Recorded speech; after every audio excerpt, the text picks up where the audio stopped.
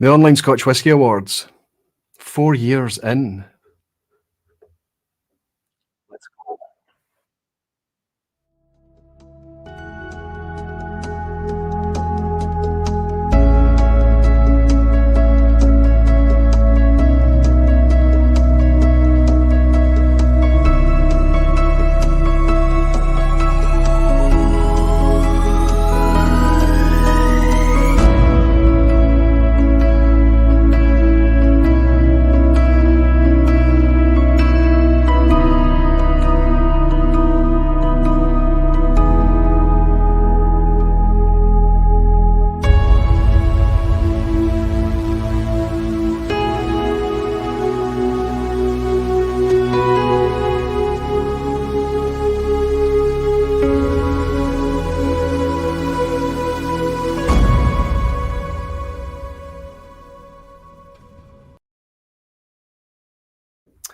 Hello, everyone.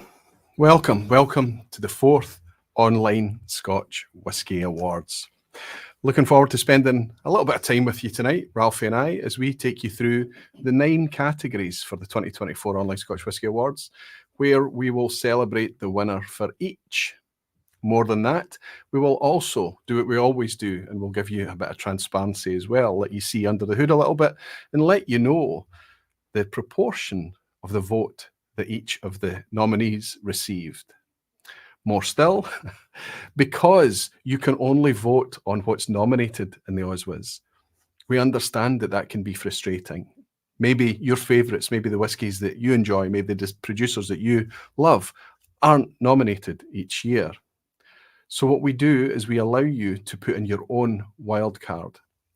And through that data, through that People's Choice wildcard, we generate a top 10, and we share that for each of the 9 categories every year too. So there's lots to share with you tonight. There's lots of people waiting in the background. There's lots of people coming on to participate and celebrate with us. I hope you're comfortable. I hope you've got something nice in the dram, and I hope you're nice in the glass, and I hope you're looking forward to having a nice evening. Let's get started with a few changes that we've made for 2024. Hopefully, none of these are going to be a particular surprise to anyone. But what it means is that we have the ability to tweak the Online Scotch Whisky Awards each year to make sure that it's representing the Scotch whisky community the best. This is ideally supposed to be something that not only celebrates what an experienced whisky lover is enjoying, but can also help guide somebody who's coming into the scene with what they could certainly enjoy. We celebrate the best in whisky, we celebrate the quality, and we celebrate the stuff that we as customers, consumers, us as enthusiasts, us as drinkers, the people that are paying for the stuff with their own money are actually enjoying. That's what the OSWAs are set out to reflect. Some of the changes that we've made for 2024, very, very minor.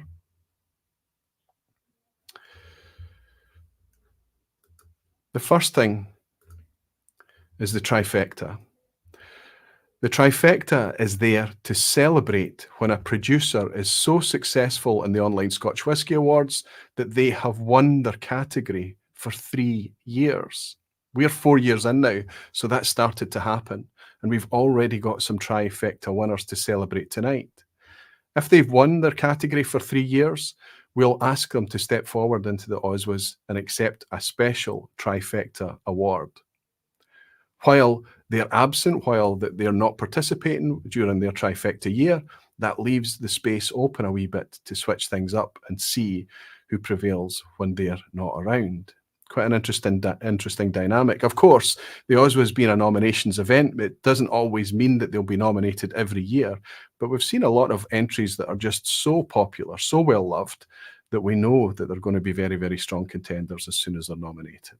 It's going to be interesting to see what happens with the trifectas this year, and I'm looking forward to sharing the winners with you. Another small tweak for this year is the fact that we have tried our very, very best to open up the OSWAs way, way beyond, for the last 2 or 3 years now, beyond YouTube. I'm getting a lot of applications for people that want to step forward and become a contributor in the OSWAs, and you can do that. You can participate in things. We've changed it so that theoretically, the number of contributors is infinite.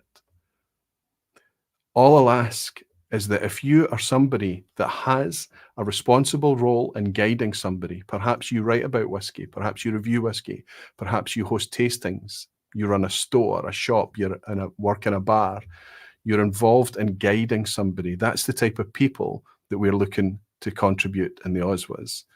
So not just the fact that you've got a social media channel, it has to be a social media channel that is involved and real guidance and opinions on whiskey. You have to have been active in the last year, and you have to be active for at least a year.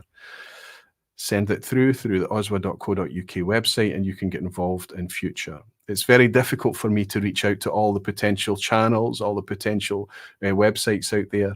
I need to be reactive to you. I need you guys to step forward and tell me that you would like to be involved. If there are people out there waiting for an invite, I'm really sorry. It might take a wee while to come because there's a lot of people involved. Let you know how it shapes up this year.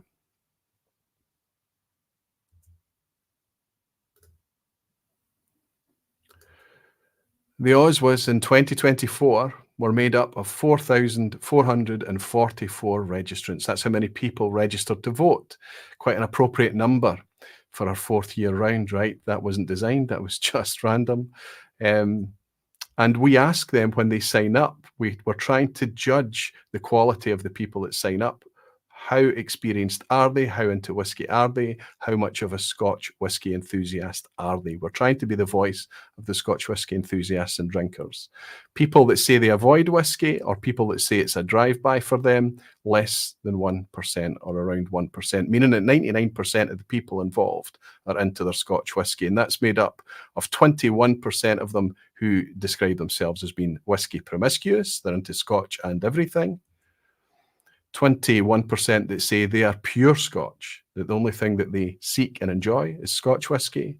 And then the vast majority, 56.7% of the people that voted, 2,700 plus, say that they are Scotch promiscuous. That is, that they are into Scotch whisky, but they're open-minded and they try other things. This reassures us that we are attracting the right people for this initiative.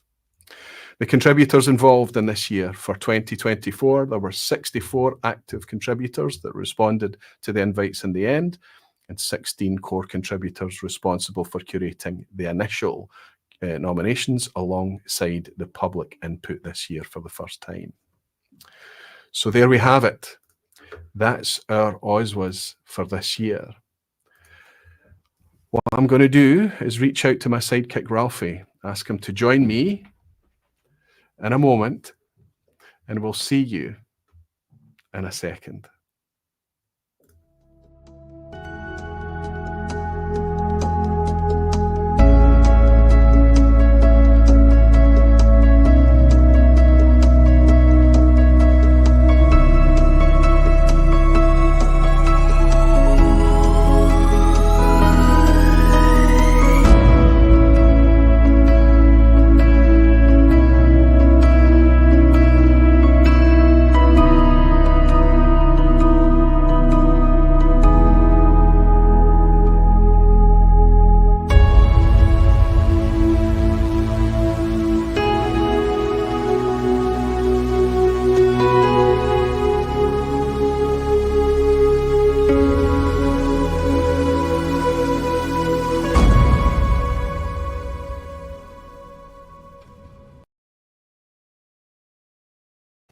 Ralfy, sitting here enjoying the music.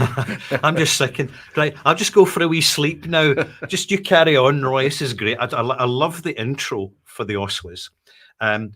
It was yourself that chose the music and set up the flowing golden, whiskey and all the names of the contributors getting kind of displayed in the tapestry there. I think it's fantastic. And do you know what? We don't need to change a thing.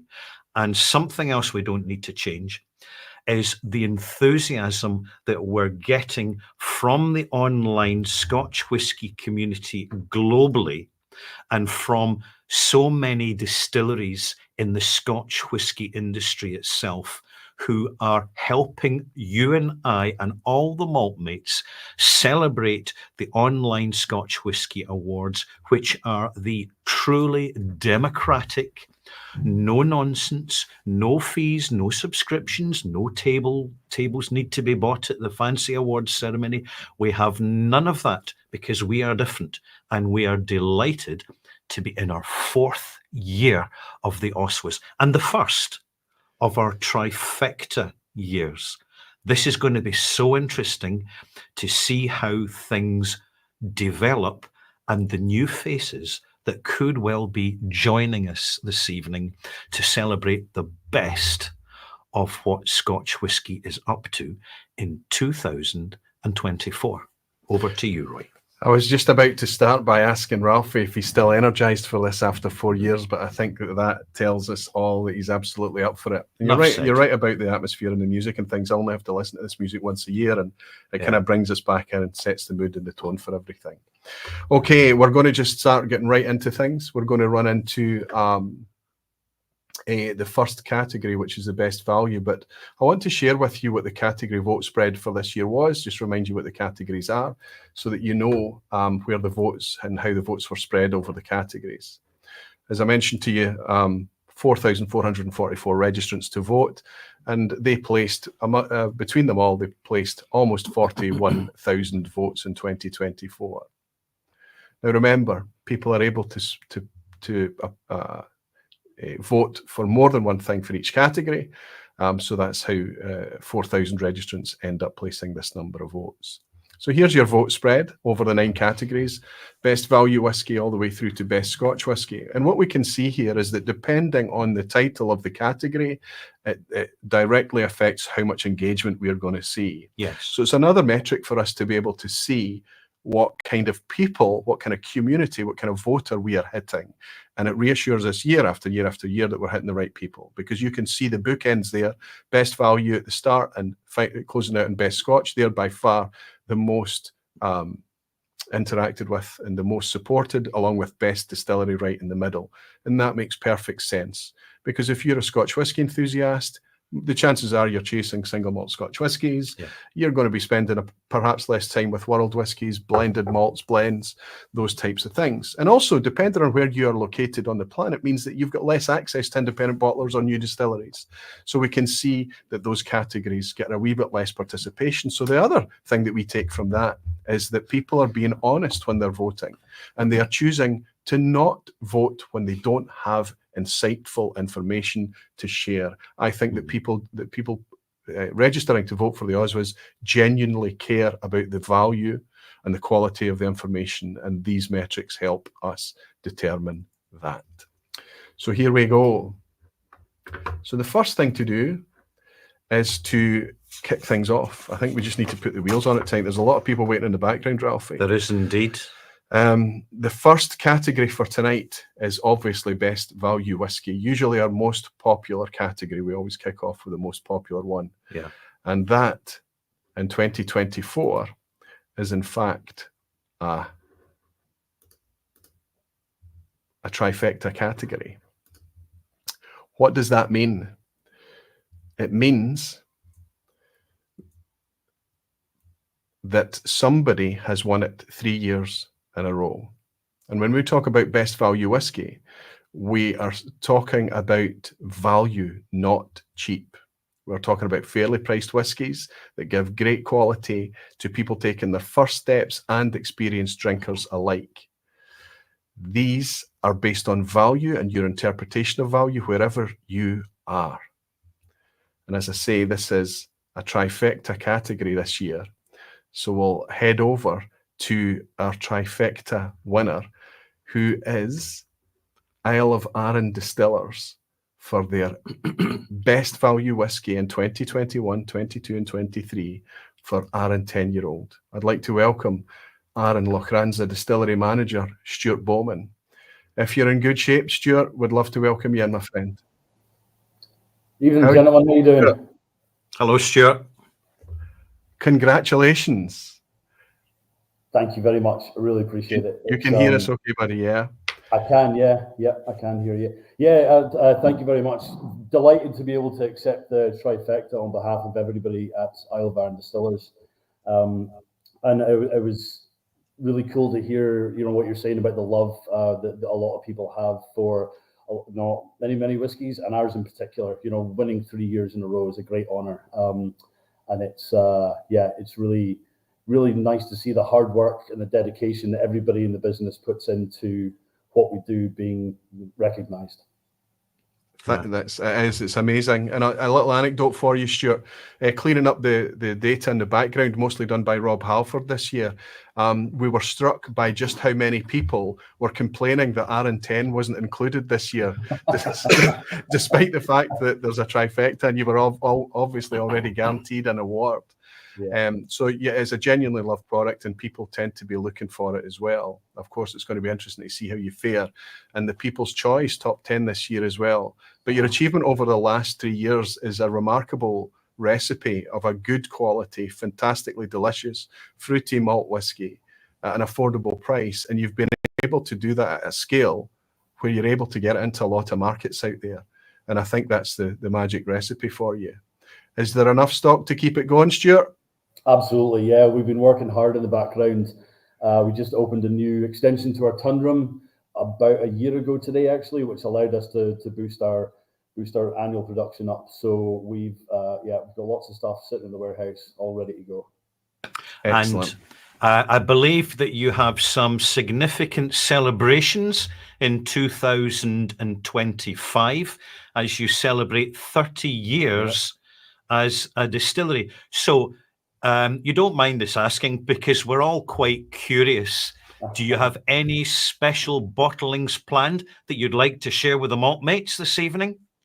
We do indeed have some special bottlings planned. Obviously, the big 3-0 is a big year for Lochranza. We're all really excited. We've got a lot of fun stuff lined up next year, and we've especially selected a cask of 30-year-old that we will be releasing at some stage next year, which is lovely, lovely whiskey. So people are going to have to get themselves over to Arran, come and visit us and give it a shot. Sounds pricey. Terrific stuff. Amazing to think that you're almost 30 years old. Absolutely. Incredible. Yeah. Okay, Stuart, congratulations. Congratulations to Isle Arran Distillers. Congratulations to Lochranza. Congratulations to that wee bottle of 10-year-old for everything that's achieved. We'll welcome you back whenever you're nominated in the future again to see how you got on. But in the meantime, you've got a wee task to do for us, my friend. It's your job to see who's going to pick it up in your absence. Do you have an envelope?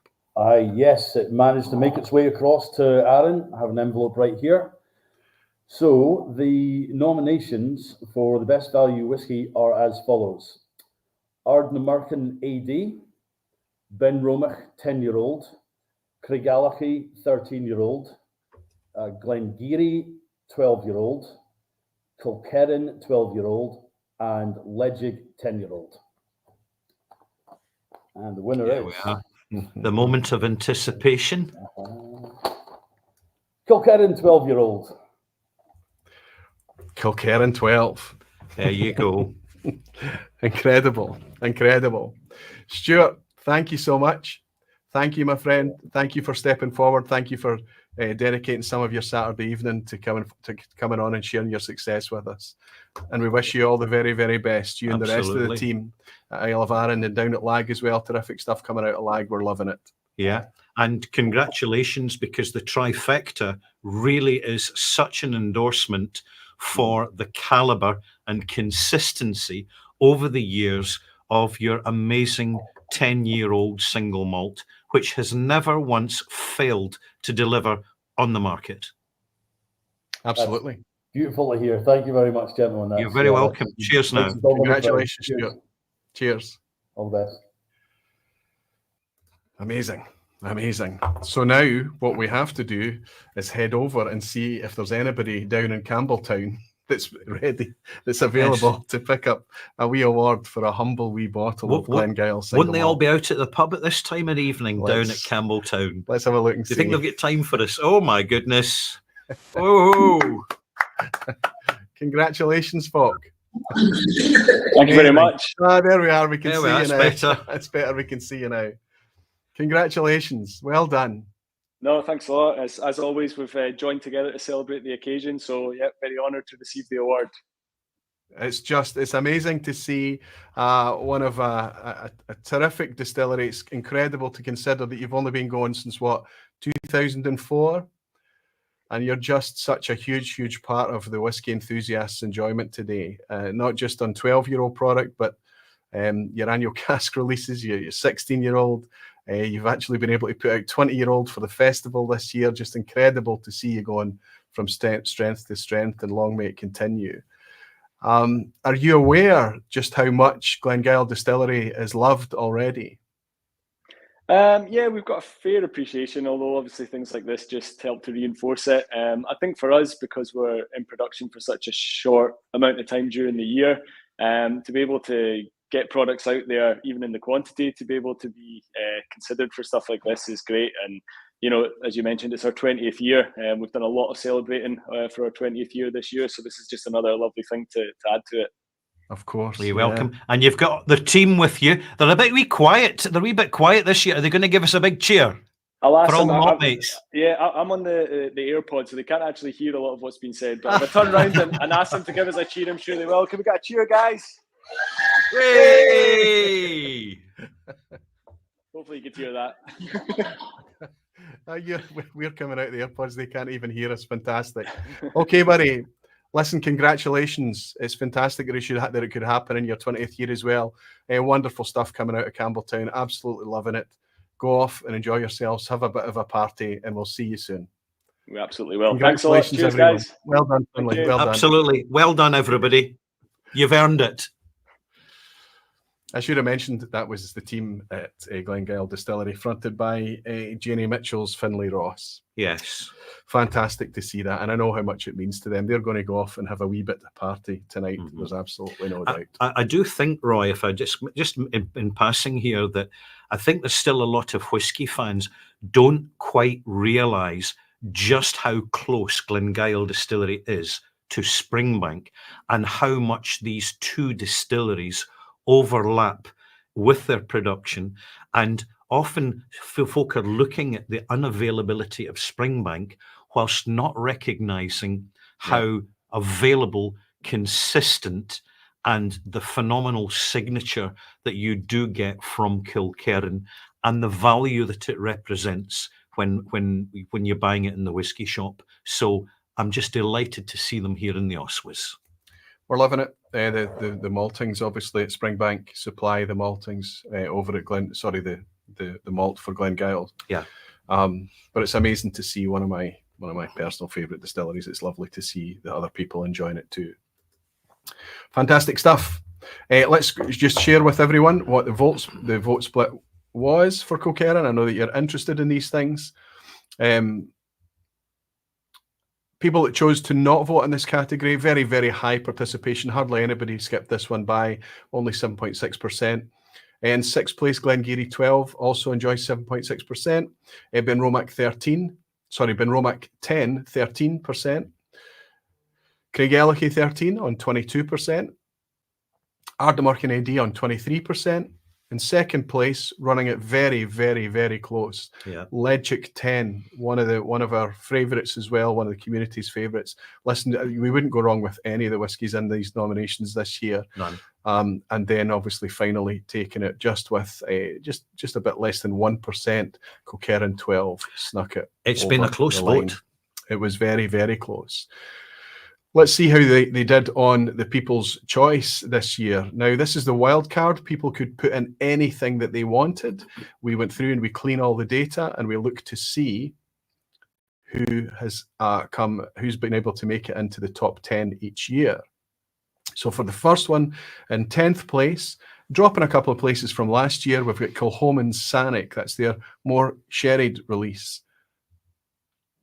In 9th place, just ahead of the Kilchoman, we've got the Sinclair series from Leitchik and the Rioja cask. This is a new entry, fantastic value for their non-age dated wine cask finished release. In 8th place, we've got Leitchik 10. Dropping down 1 or 2 places in the People's Choice this year, I suspect that's got everything to do with the sheer amount of competition in the top 10. Craigellachie 13 has taken a bit of a tumble this year, but it's still in the top 10 and favoured by many.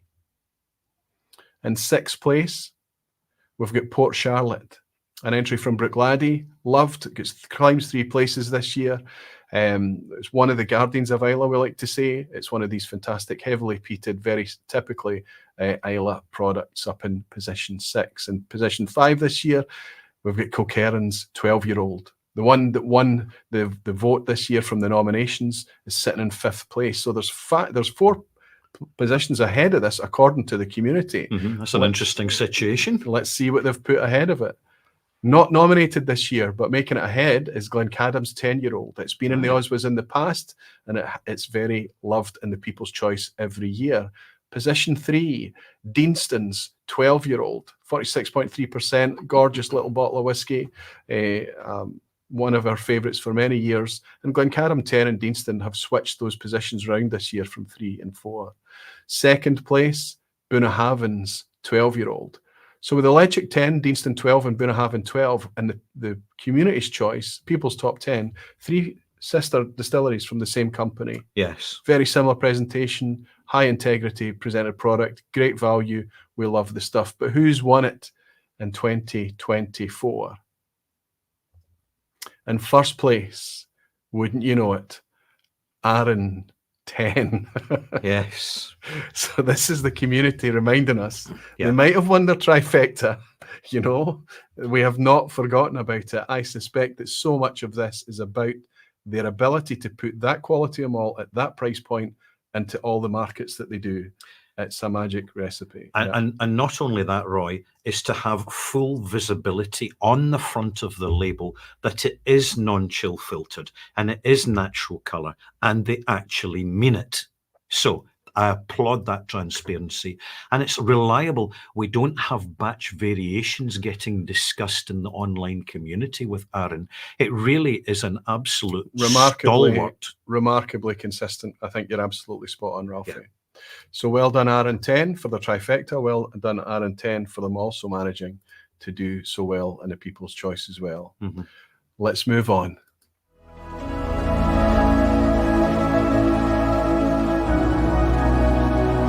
So apparently, YouTube is now the most watched app on people's TVs, even more than Netflix. So what I'd be interested in is how many of you right now watching this ceremony are watching on your TV. And I think it really represents about why the online Scotch Whisky Awards is so important and why it's only going to become more important. In other mediums, there are a lot of gatekeepers, but with this awards ceremony, you are the gatekeeper. So thank you to voting, thanks for participating, and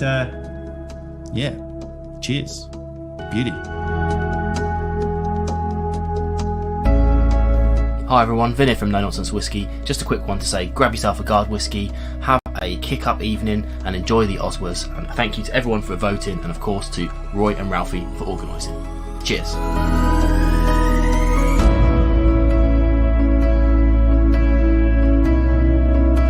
What's up, guys? Welcome to my vignette. I'm Jeff. This is a vignette where I thank you guys for your contributions in the OSWAs this year. It's a wonderful idea. It's a wonderful movement. I'm proud to be a part of it. And if you stick around to the end, Roy and Ralphie are going to give you a lollipop. Now, I don't know if that's true. They didn't say that, but you should get something. It's a long show.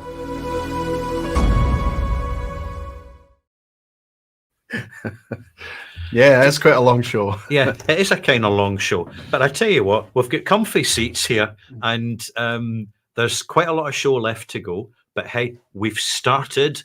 We're going to see this through. And thank you for joining us, viewers, malt mates. Here, next category. I hope you enjoy your wee Easter egg lollipop there, Jeff. Cheers. Okay, let's move on. Next category is Best Blended Whiskey. So this is still probably the biggest category of whiskey generally, globally, by volume. I know that we love our single malts, we really do, but it's amazing to see what's happening in the blended segment in recent times. So we're not just talking about mass market consistency today. This is no longer the bottles of bells and teachers and things like that. We're seeing some really, really fantastic things done in much, much smaller batch, flavor forward, high integrity blends happening. We wonder if that'll be reflected in the OSWAs. It's often said that a great blend can become greater than the sum of its parts. We hope that that's what this celebrates. Some of the most celebrated whiskies in the world have been, over the course of whiskey's history, blends. This is their category. So with that, we head over to somebody who's been waiting behind for us. Sarah at the Good Spirits Company. If you're good, please step forward and say, hello, Sarah, how are you doing? I'm very well, thank you. Thank you very much for having me. Lovely to see you both tonight. And it's lovely to see you too. You're wonderful. Thank you so much. I know you've got a night out planned. I know that you're hanging back at work and things just to do this for us. Exactly. And we're very, very grateful for it, Sarah. Have you had a busy day at Good Spirits Company in Glasgow? We have had a nice busy day. It's ticked over. We had a guest appearance from our friend Ralfy here. So we had. And you didn't have to call the police. No, we didn't. Not at all. Not this time anyway. But it was a good day. Lots of customers in. Great to have Ralfy in as always. Thank you. And just always happy to stay back because I'm sorted for a dram or two while I wait. I love the backdrop. Terrific stuff, Sarah. I can see you've got a wee red envelope for us there. We do indeed. Can you give it a wee read out for us, please? I can indeed. So the nominations for the 2024 Online Scotch Whisky Awards in the category of Best Blended Whisky are as follows.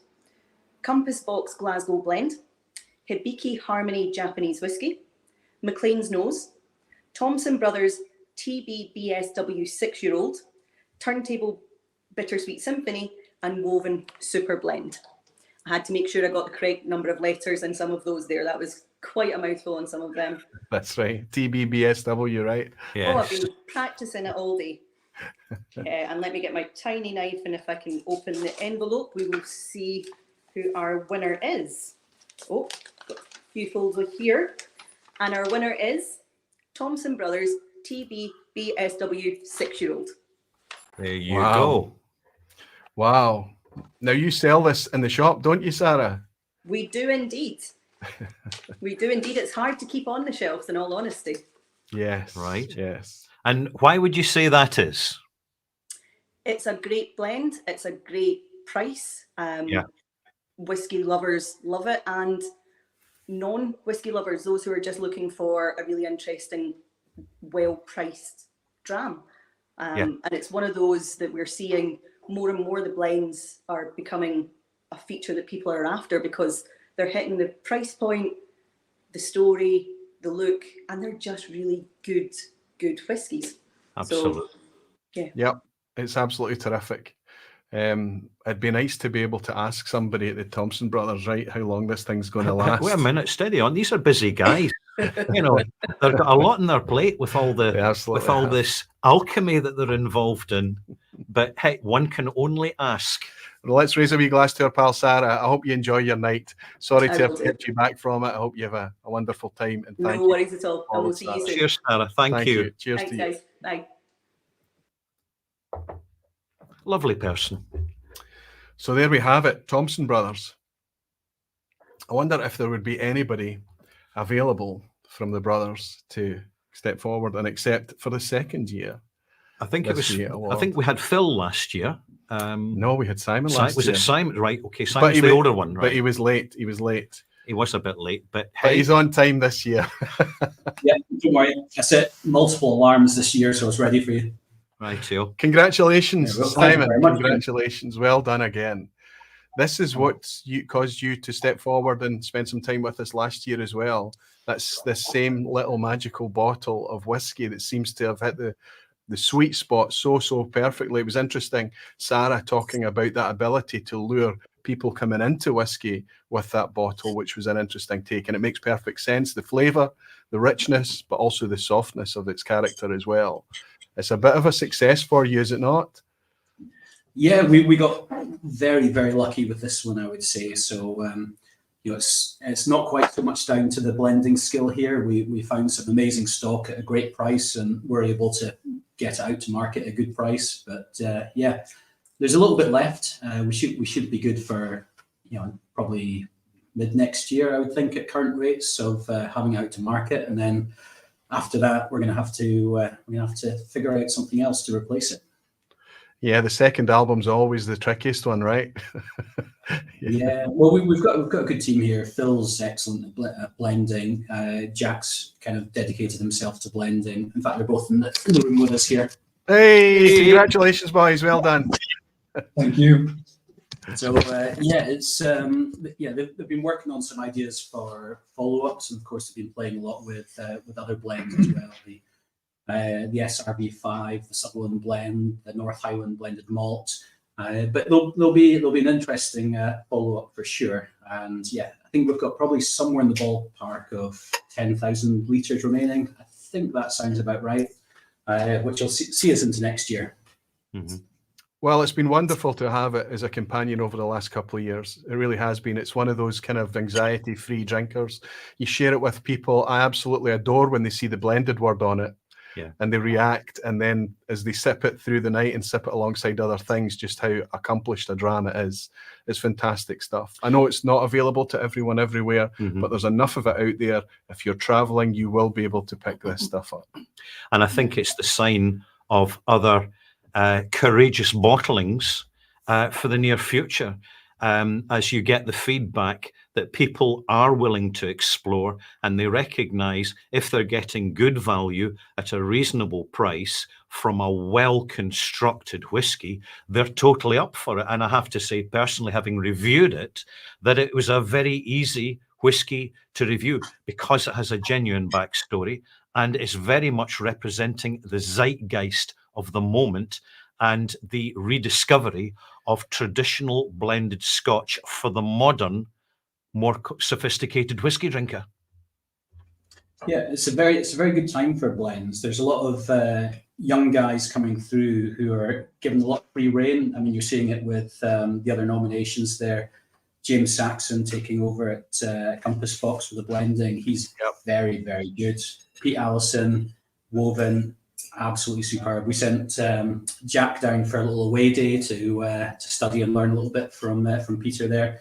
Yep. But yeah, and you know, you see what the guys at Turntable are doing. That's amazing stuff. And of course, McLean's Nose, excellent value. The whole team gets in and sits down in a room and blends that together. So it's great. Yeah, the only one I haven't drunk recently is the Hippie Key Harmony, so I'll need to go and do that. But you know, you're in good hands there. Yeah, you've got to pay a wee bit more for it, but it is still a delicate, beautiful, wee balanced whiskey. Yeah, it's amazing to see the variety in the category this year. Yeah, and like you say, it's just a lot of these kind of newer blenders coming along and bringing us some really quite fantastic products. Listen, I'm mindful if we talk about nominations, Simon, the fact that you guys are all over the Online Scotch Whisky Awards. Maybe not in the first session back in 2021, but ever since then, the products that you're bringing to market are really grabbing our attention. I hope, like this wee TBBSW, I hope it continues. It's fantastic stuff. And with an eye on pricing and an eye on value, it's just very, very difficult to ignore what you're doing up there in Sutherland. Terrific stuff. There's some great stuff in the pipe. So yeah, keep an eye on November, December. There'll be some fun stuff, the kind of thing you won't have seen before. And will that fun stuff include the first release of Dornoch Single Malt? Well, we did a little release a few years ago, but we've put out very little of our own stock. We do occasional buybacks of private casks from our original crowdfunders and bottle them. But because of the success of the blends, the independent bottling, the gin, there's been no pressure to sell Dornoch young. So we've been able to be super selective of our own stock as to what we put to market, and then the buybacks, from the crowdfunders. They're small casks, 50 litres, so they're ready at 5, 6, 7 years old. They're perfect. They have released some single casks, but you're right, nothing core range, nothing core range yet. In fact, there's a wee Thompson Brothers single cask. Oh, I'll send Ralphie home with a generous sample. You kept that one quiet. It's there for anybody who wants to try it. It's wide open. I'm halfway through it. I need to find another. Fantastic. Listen, guys, terrific work. It's wonderful to see your name all over the OSWAs over recent years and this year again. And it's wonderful to see. I think it's very well deserved to see you pick up that. As for second year in a row, we should mention you won it last year as well. So that's another wee certificate to hang up next to last year's. Terrific. Yeah, well done. Perfect. Thank you very much, Ralphie. Thank you very much, Roy. Congratulations. And thank you everyone who voted. Cheers, Jack. Cheers, Phil. Cheers. Thanks, guys. Cheers.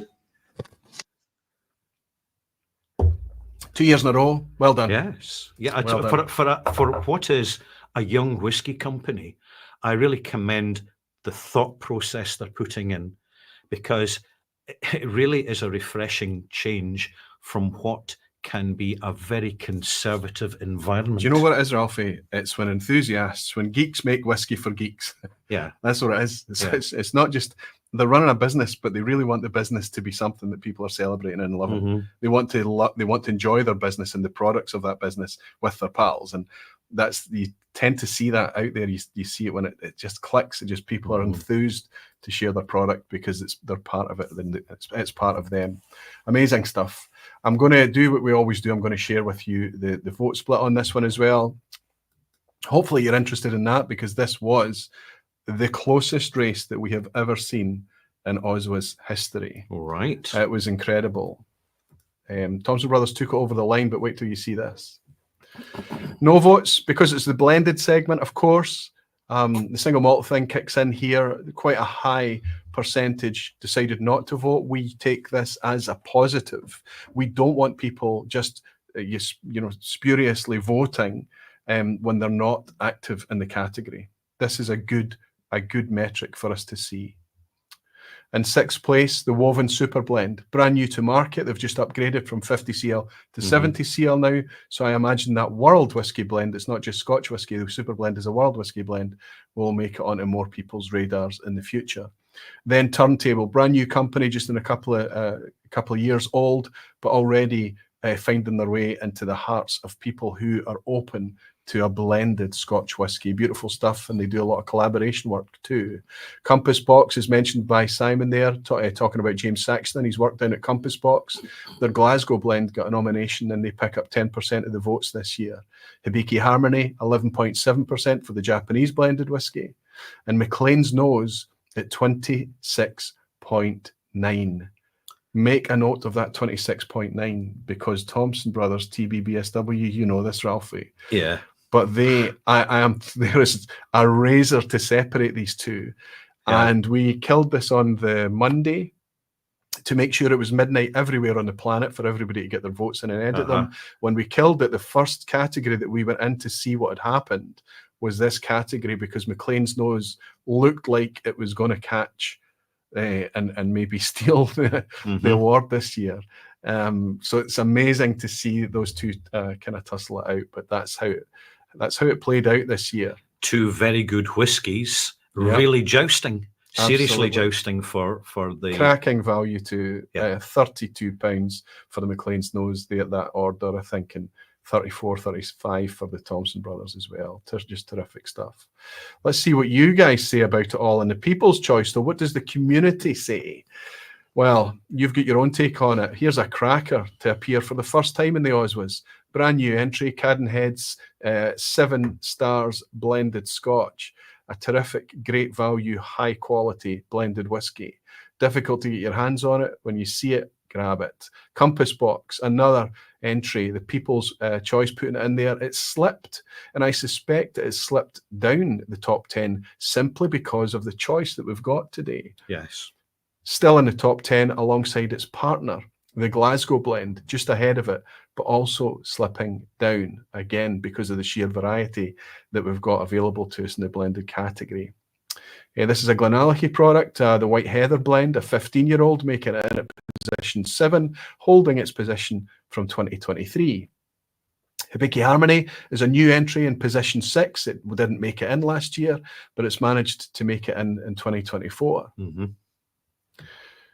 Turntable.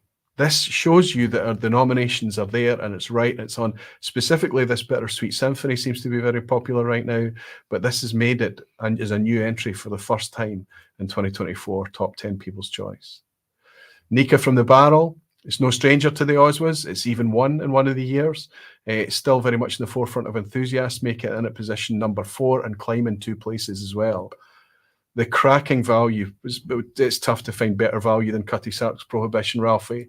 We're often surprised as we sip this how good it is, 50% ABV as well, making it 2 places, climbing 2 places to position 3, according to the community. Position 2, Thompson Brothers, TVBSW. I think we know what's number one. Yes. So they've been fighting it out in the nominations, and they fight it out amongst you guys two in the People's Choice. But this is by a factor of 2 above everything else. By the way, look at the difference and contrast there. But taking the plaudits for the People's Choice in 2024 is McLean's Nose. They swapped places. Thompson Brothers took it last year, and McLean's Nose was in second place, so they've swapped places this year. That's amazing to see. It's remarkable, Roy, how suddenly blended Scotch whisky has been reinvented by small whisky makers into something so desirable. Yep, absolutely. And yet there are already existing bottlings, which we often can overlook, like the Prohibition, for example, which are consistently excellent. But that's the way it goes. Yep. And hopefully it's the OSWAs, one of the side effects or one of the benefits of the OSWAs is that it reminds us of these products and reminds us to enjoy them. Anyway, we move on. We seem to be keeping decent time this year. Well, so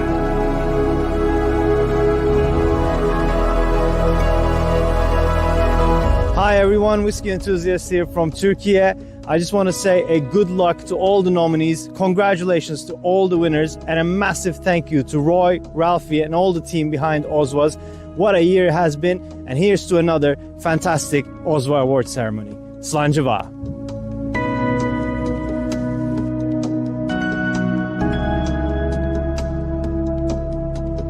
We did it! We have made the OSWAs 4 years old. There are a lot of awards out there, and this is the only one I personally feel has any real relevance to those of us who love sharing whiskey, love telling people about distilleries that are doing the best they can, and we're lucky enough to give them the credit that is due. All of you are the ones online who get to say what is happening that kicks ass. I'll see you next year.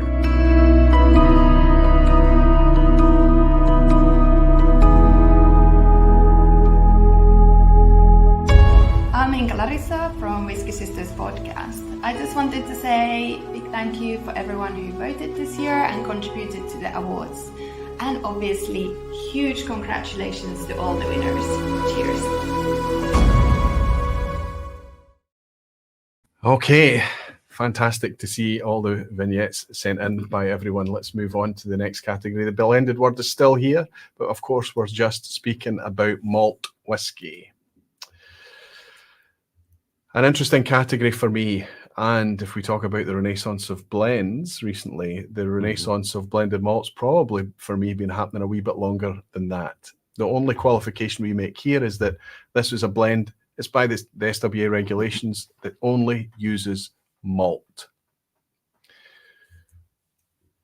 It's a fast-growing category. Some of the most interesting and attainable whiskies today have been blended malts from something that was difficult for us to understand when we were chasing provenance and distillery character and all of these things, how changed days it is.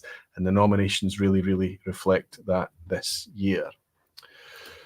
So in order to, who have we got stepping forward for this one? We've got a pal of ours from living locally, or what used to live locally but now moved down south. We've got David from Drinks Whiskey. If you're in good shape, David, to step forward, fantastic. Good to welcome you on the OSWAs, buddy. How are you doing?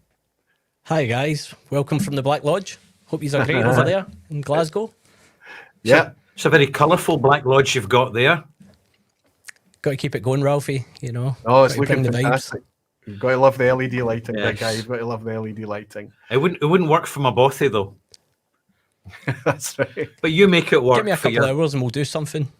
Yeah. Right, so.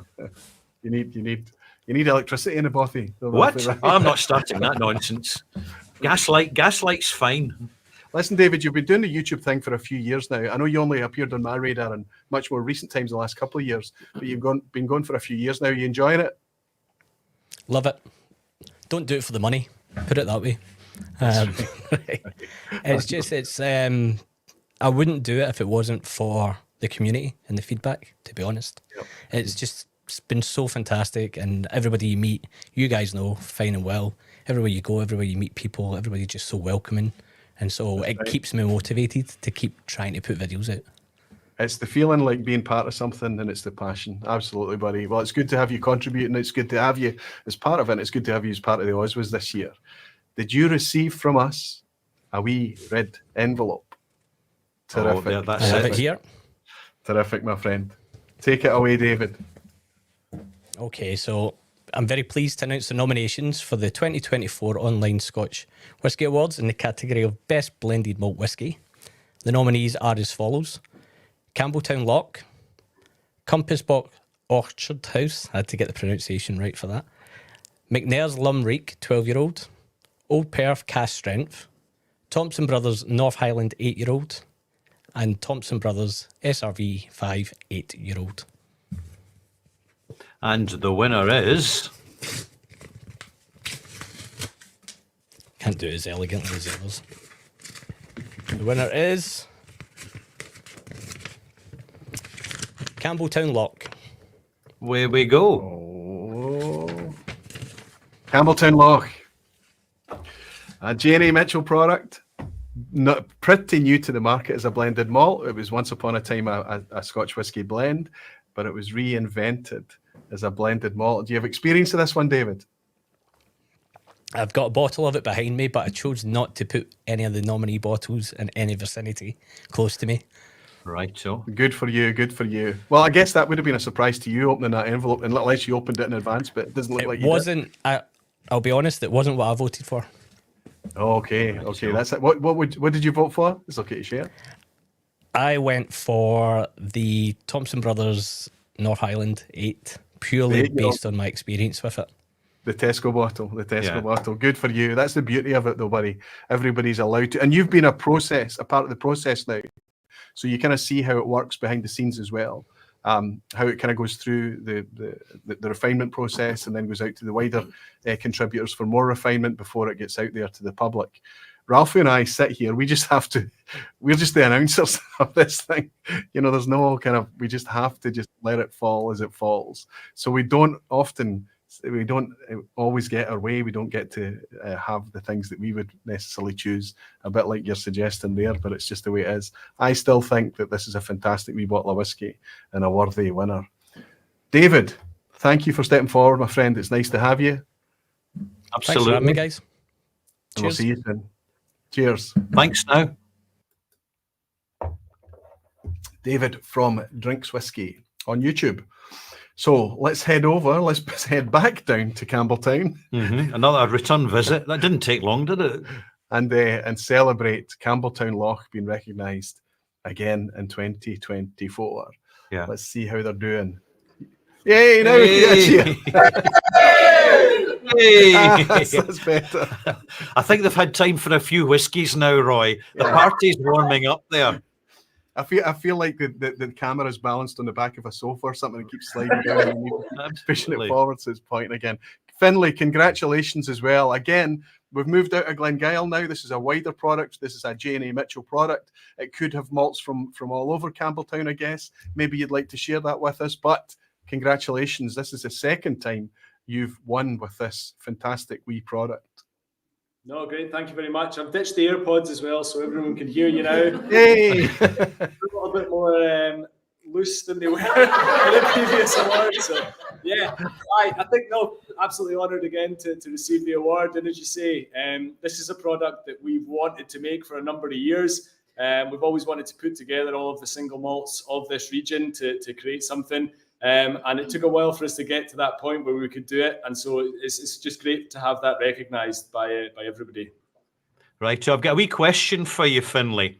Have you got enough wall left in the washback bar for these certificates that are all piling up on your doorstep down in Campbelltown? Well, we've got a planning application for an extension just for that. So. It had to be done. That's quite amazing. It's going to be, I tell you what, Finlay, do us a favour.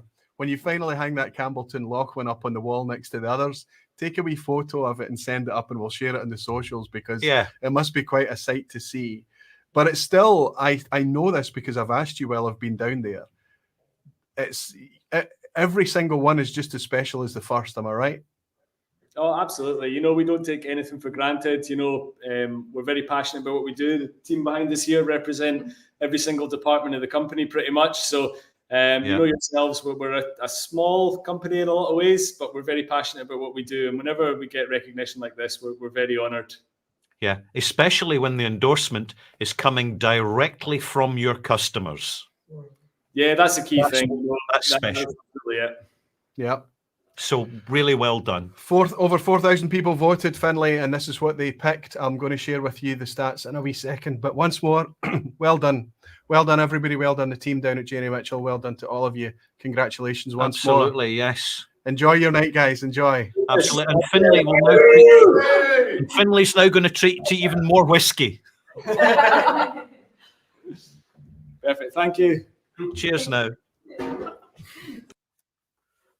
Amazing. And it's amazing to see, you know, just everybody just enjoying, relaxing, and really appreciating spending their Saturday night to go back to work, right? Yes. I just hope that they're not paying for the drams and the drinks that they're being offered. I doubt it. There's a little incentive to.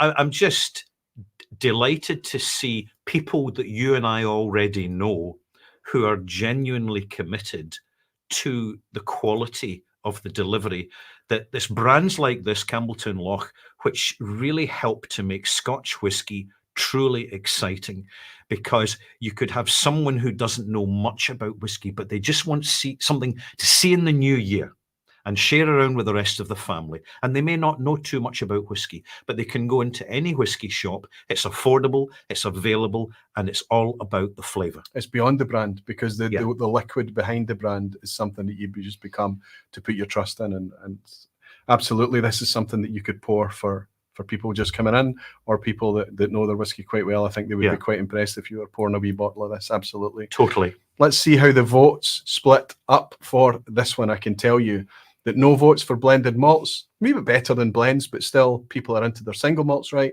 So you can see the participation is we use this metric to prove that it's relevant here. 26.2% deciding to skip this category. However, in sixth place, McNair's Lumreek came in before Old Perth Cast Strength, another cracker, a banging volume product there. It doesn't get a lot of distribution. I would suspect it's not making it in front of a lot of people right now, but it's certainly one to keep your eye out for too. Thompson Brothers 8-year-old North Highland, that's the one mentioned by David during the discussion there. He's enjoying that one. Made it into fourth place. Third place, Thompson Brothers SRV5. They like their acronyms, don't they? They do. The Thompson Brothers. It's definitely working for them. It seems to be working, absolutely. Which means that Compass Box Orchard House took second place this year, and the remainder of that vote, 38.7%, placing 1,719 votes for Campbelltown Loch in 2024. Amazing to see. Let's see how it's reflected, though. On the People's Choice. What did the people say when they didn't have nominations in front of them, and they could put in anything that they wanted? They chose the following. Position 10, holding on to position 10 from last year, Rock Island from Douglas Lane, one of the remarkable regional malt series. Another one from that series is Big Pete, a new entry. It's appeared in the OSWAs before, but it slipped out in recent years and it's made it back in again this year. Compass Box in at number 8, slipping just a spot. Their take on the peat blended malt expression, a peat monster, just slipping a single place to number 8. Coming in at number 7, we've got the ubiquitous, available everywhere, Monkey Shoulder. And for a lot of people, this is the product that put blended malts as a category on their radar. Mm-hmm. Availability. Absolutely, availability everywhere as well. Coming in at number 7. Number 6, here it is. It's appeared here. This Thompson Brothers North Highland 8-year-old. Reportedly or widely believed, and if you look in certain websites, you can hear that this is a blend, an 8-year-old blend of Glenord and Clynelish. Yeah, I must say, Roy, I'm not a fan of the label though. Well, it just kind of looks a wee bit, Well, would you forget it, or would you notice it from 100 paces? You'd notice it from 500 paces. That's right. Yeah. I love the tongue-in-cheek take on the Tesco value thing. Yeah. It looks like a butcher's apron to me, right? It's just yes. But it is what it is. It's the liquid that counts, and people are loving this, despite the fact that the ABV is just above 44.4, 44.5% ABV, depending on the batch so far.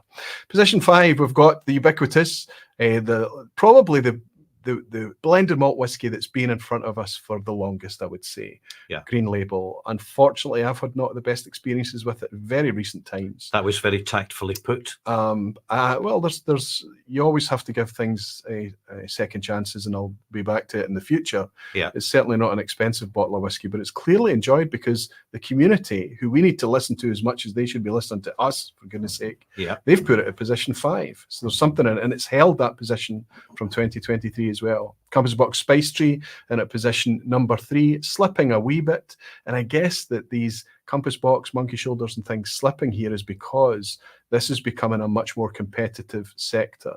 Thompson Brothers climbing a place from 2023 for their SRV 5 in the eyes of the community.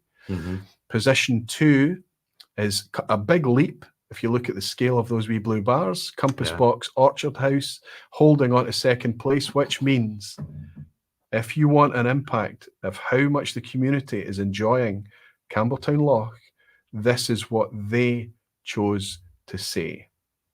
Look at that. Right. I don't think there's any ambiguity there. No wriggle room for misinterpreting that bar at the top there. When you've got something right, you've got it right. Okay. Campbelltown Loch is getting darker year by year. It's a batch made product. Of course, it's going to change. They don't put any colorant in it, so what the color is the color is incidental, and it doesn't matter whether you buy a light one or dark one. The quality of the liquid is going to be pretty good. Okay, we move on. How are we doing for time? I think we're doing okay, Ralphie. We move on and we keep it skipping forward, and enjoying ourselves along the way. Well, we've done this before and we're doing it again. And we know that there's a lot of enthusiasm from all directions. And this is great feedback for you and I. And it's just fascinating to Roy and me to see the evolution of the online Scotch Whisky Awards as a concept and making full use of the technology that's now available, because that's the real game changer. And this is how we all find out about these brands and how we get our introductions to these brands. It's not so much the magazines these days, it's the websites, it's the portals, it's the enthusiasts, and this wonderful collective positive community, which increasingly the folk in the whiskey industry are totally relating to. Absolutely. We use the technology as a means to share the whiskey. It's fantastic to be a part of it all. We'll see you in a wee second. Hello， 大家好，我是玛雅奶爸，我是从台湾的一个威士忌爱好者。首先呢，我是想跟你们说，谢谢有参加我们这个 OSWA 2024的威士忌比赛。我目前个人觉得这个 OSWA 就是世界上最有意义的威士忌比赛，因为它是为了爱好者而存在的。好，那我们来举个杯子，为你们最喜欢的酒厂或威士忌得奖吧，干杯！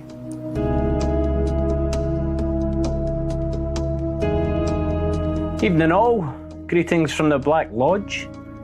I'm honoured to be part of the OSWAs this year, and I just want to say a massive congratulations to everyone that has been nominated. Well done to everybody that's contributed, be it votes, be it drumming up support, And massive congratulations to everybody that wins. It's very well deserved. I know it was a very, very, very tight race this year.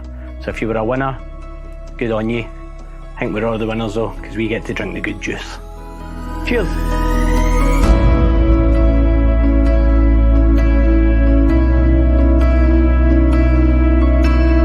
Online Scotch Whisky Awards, a yearly fixture where we, the whiskey enthusiasts, can pick something that put a smile on our face. So I raise a glass to all, the young, the old, the big and the bold, and a big congratulations to all the winners for 2024. Cheers.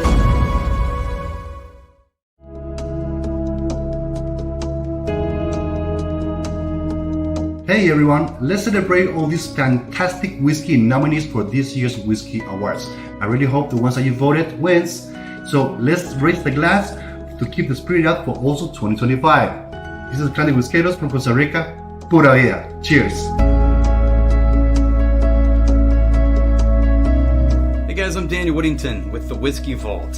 Thank you for participating in the Online Scotch Whisky Awards. Thank you for everybody who's working their butts off to make this possible. It's great to be a part of such a magnificent community. Cheers to you.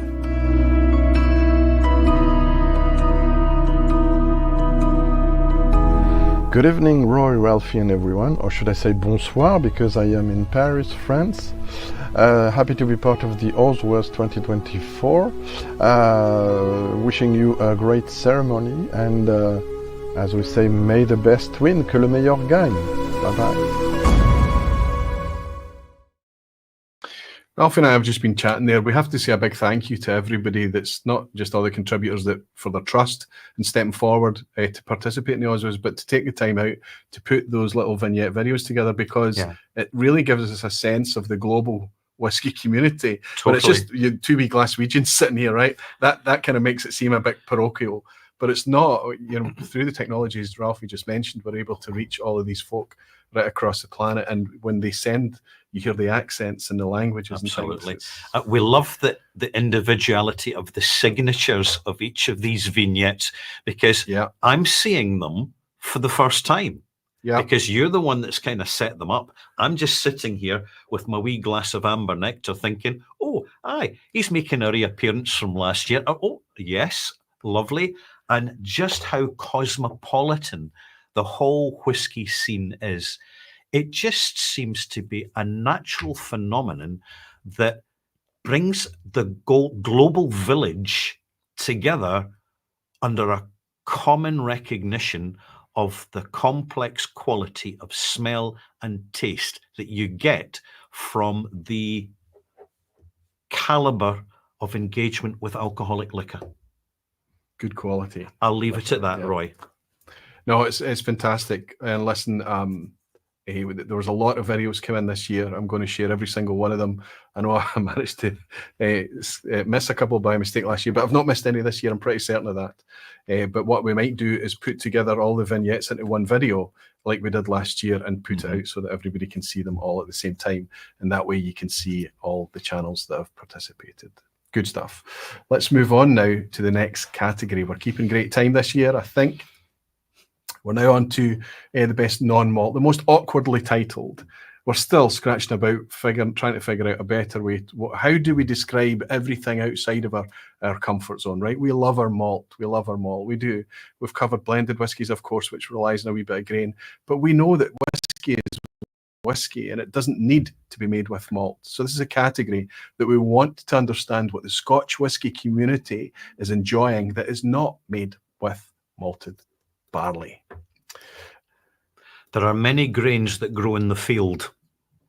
That's right. And we categorize this by saying it's not all about malt. There is more than one kind of whiskey. And if we are truly promiscuous, as the stats suggest that most of us are, then all of these whiskies made by rye, corn, wheat, or whatever it may be are open to us being able to try, open up, and if for no other reason than to just reassure us that we're still enjoying our malt and that's the right thing. Yes. Anyway, we step forward with this category and ask Phil from Whiskey Wednesday if he's available. I can see that it looks like he is. The eyes just appeared. So let's. Phil, you're on. You're on. Yeah, I'm ready to go, and I'm finally here. I was looking Hello, at everyone. a blank bookcase, a blank wall or something there, and I was like, oh, he's disappeared. No, I was just handily waiting off camera, just waiting for my arrival. Think of this like the whiskey Good to have Oscars. you back, buddy. Listen, can I give Phil a wee shout out here? Please do. There are very few channels on YouTube that are as old as Ralphie, right? Oh, thanks for that. As old as the Whiskey Bothy, as old as Ralphie.com, right? But Whiskey Wednesday has been going for over a decade now, Phil. I took over, I think, in 2016, and I think Joe had been running it prior to that for maybe 4 or 5 years previous. But yeah, we've been around for a while, change of face, but we're doing what we can. Yeah. I had a wee look recently as I was trying to check just to see your anniversary coming up is the 4th of November. Oh. The 4th of November, which is Monday. That is Monday. Yeah. And I think so to be anything on YouTube for over a decade is testament to the dedication, to the passion, to all of it. Phil, congratulations to you, buddy. Well done. Yeah. Thank you very much. I will say the video that comes out next week is not a particularly nice video. So for those of you that if you tune in next Wednesday, I have a little bit of a rant about something which some of you might agree with me with, but it'll be quite a good anniversary video, to say the least. None of us in this company on screen right now are strangers to rants. I wouldn't worry about it. Phil, honestly, we just wanted to say congratulations. I hope you're still enjoying it, buddy, because we love the content. We love the fact that it's still coming to us. Thank you very much. It's very kind to hear words like that from the two of you. And it was nice to be asked to do this because I got this. You sent this to my workplace. My camera's reversed. I keep forgetting which angle to come in at. And my colleague turned around and went, "Oh, that's cool. It arrived on, what day is it today? It's Friday. I think it arrived on Thursday." And he was like, "That's cool. You get to do that tonight." I was like, "Is it tonight?" And I panicked and ran home from work. But luckily it was today, not yesterday. So that was all right. But that caused me a little bit of panic in the meantime. Yep, you're here. We've got you, and we're grateful for it, buddy. And the red envelope wasn't opened by your work colleagues, which is a nice thing as well. Fantastic. No, still fully sealed, that one. Thank you for the quickness you got this to me as well, Roy. That was particularly impressive. I have to use these labels at work, and they're really annoying to print with. So more kudos to you for that, because they are not the easiest thing to work with. To line up. Buddy, take it away, my friend. Thank you very much. So we are here to talk about the best non-malt whiskey for the OSWA 2024 nominations, and they are as follows: Elijah Craig Barrel Proof, Jack Daniel's Single Barrel Barrel Proof, Millstone 100 Rye, Powers John Lane 12-year-old, Redbreast 12-year-old Cask Strength, and Wild Turkey Rare Breed. And the winner is Redbreast 12 Cask Strength. There we go. Redbreast 12 Cask Strength. We've seen this whiskey before in the OSWAs. It's been a winner before. I don't know if it's been a winner in non-malt. I think it was a world whiskey winner in the past. Check my stats before. Are you familiar with it, Phil? Do you enjoy a wee bit of the single pot still Irish? I do. I've got the 15-year-old downstairs that I was actually going to crack open tonight, but I've had to do some other work, so that's not open yet. But the way this thing delivers its alcohol is particularly impressive, because the first smell and the first sip is, you'd almost be mistaken for thinking it was 44, 46%, but it's only after you swallow it and you get that backdraft, it delivers all of its power. It's a very, even though the price on it is rising bit by bit, I do think it's a particularly underrated element of Irish whiskey. And part of Pernod's catalogue that is actually speaks for itself and doesn't provide a lot of over-the-top marketing or anything. They just put it out, it sells. Redbreast always runs out eventually. Well, we're doing their marketing for them because we reached out to Irish distillers. We reached out to Pernod Ricard. And we expect this, the bigger organizations and things like that. I guess there's just layers and layers and layers of the onion to crack. So there's nobody... like previous times that they've won on the Online Scotch Whisky Awards, there's nobody to step forward and participate in the celebrations tonight. So maybe you'll need to do that, Phil, when you sneak downstairs and crack open your bottle of 15-year-old in recognition of a very, very unique style of whiskey, single pot still Irish, right? Yeah, it's a particularly special thing. I think once you've tried Redbreasts, no matter which one, there's that creaminess and that butteriness just make themselves so well known. It's really difficult to replicate. More distilleries.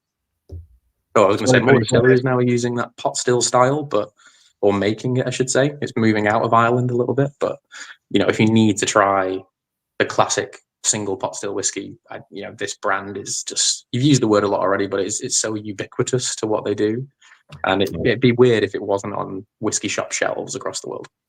Yeah.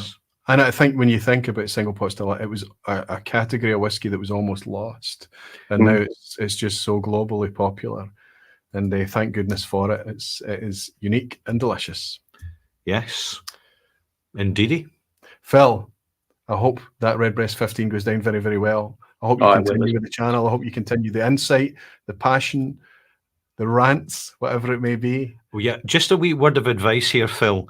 If you're gonna have a rant, just really go for it. Don't hold back, because I tell you, see, at the end of our good old rant to the fans, you feel so much better. It's the catharsis. This video coming out on Wednesday might be the most brutal thing I've not ever done, because that Proper 12 video shot me to a different level of fame across the world. But I go hard on this thing. I'll leave the surprise for what it is, but I bought it out of pure joy because I was like, this could be fantastic. And it's probably the biggest letdown I've had in whiskey in like the past 4 or 5 years as like an actual single malt whiskey. But I'll leave that to the surprise in a couple of days' time. Well, and I'm asking this in a very deliberate way so that people remember the name of the channel. What day does that come out on, Phil? That'll be on Wednesday. If I remember to do it, hopefully about 10 o'clock in the morning. But yeah, typically between 9 and 10 a.m. every day, Whiskey Wednesday release their video. And we'll be doing a few more in the next couple of weeks with like rum, tequila, a few other things, because I've been on a bit of a spending spree and there's a lot of stuff to talk about. But yeah, if you want to hear a big old rant about a particularly well-marketed product this year, I would keep an eye out at about 10 a.m. on YouTube on Wednesday. And does it have a big marketing department budget behind it? Oh yeah, one of the biggest. One of the biggest. Okay. Oh, yeah. Promoting a controversy. We love it, Phil. Listen, congratulations, fella, and thank you. No, thank the two of you. We'll see you all soon, I'm sure. Cheers, Phil. I have no glass again. This is empty. Sorry. Cheers, folks. Yeah, there we go. Do better next time, big guy. Take care. See you around, guys. Thank you very much. Good stuff. Been doing it a long, long time, that channel. But over Joe, as he said, did it in the start, and then Phil took over. He's been doing it for, I think he's 8 years in now. I think that's what he said. Anyway, terrific stuff. Let's share with you the stats behind this winner this year. How did it get there? Redbreast 12 cask strength, best non-malt whiskey in 2024. No votes. Again, we're still off the piste a little bit, away from our malt whiskey comfort zone. So 30.7%, almost a third, choose to not vote in the categories that they're not very knowledgeable across. Millstone 100 rye. That's not necessarily 100% rye. I think it's just, or no, it is 100% rye. I'm not sure. It's not 100 proof. 6.4% of the vote in 6th place. Jack Daniel's single barrel strength. It might be Jack Daniel's single barrel proof depending on where you are in the world, but in the UK and Europe it's barrel strength. In 5th place. 4th we've got Powers John's Lane, another single pot still Irish. In 3rd place we've got Elijah Craig barrel proof, always making an appearance in the Online Scotch Whisky Awards somewhere or another. Wild Turkey Rare Breed has actually won this category in the past, but this year it was the Irish single pot still that took the plaudits, and comfortably so, with 12 or 13% extra over the Wild Turkey and 1,460 votes. It's a very, very popular entry there. So what does the people say? What do the folk in the community? What are you saying about your people's choice? Well, your favourite non-malt whiskies are as follows. Millstone 100 Rye makes it in, just squeezes in as a new entry in the top 10 this year. Perhaps by the power of suggestion? We hope so. We certainly see that it's being enjoyed. Yellow Spot 12-year-old, another single pot still Irish. A wee bit pricey now, still one of my favourites, but holding its place in 9th position there for the Yellow Spot. Powers John's Lane, another single pot still Irish. It was also in the nominations this year. A new entry as a 12-year-old, 46%, that one as well. 12-year age statement. Four Roses single barrel, holding on to its 7th position in the top 10 from last year. if Scotch lovers seem to really enjoy their Wild Turkeys and their Four Roses and their Elijah Craig, I wonder how much of that is flavour and character and profile over availability. It's interesting to know. A tie for 5th place between Elijah Craig Barrel Proof, just mentioned it, and the one that Phil's about to crack later on this evening, Red Press Single Pot Still Irish 15-year-old. They're tied in 5th place in 2024. Position 4, Eagle Rare, the 10-year-old bourbon, a new entry this year. People I know were very vocal about the fact it didn't appear in the OSWAs last year, I think. And they've spoken loudly in the wildcard, using their wildcard to vote for Eagle Rare 10-year-old. That means at 3rd place, of course, we see the very well-celebrated, I think it's won in the OSWAs 3 times over different categories over the years in the past. Yes. Wild Turkey's Rare Breed.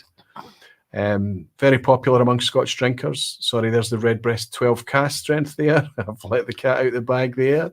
Too late, Roy. May as well dive into it now.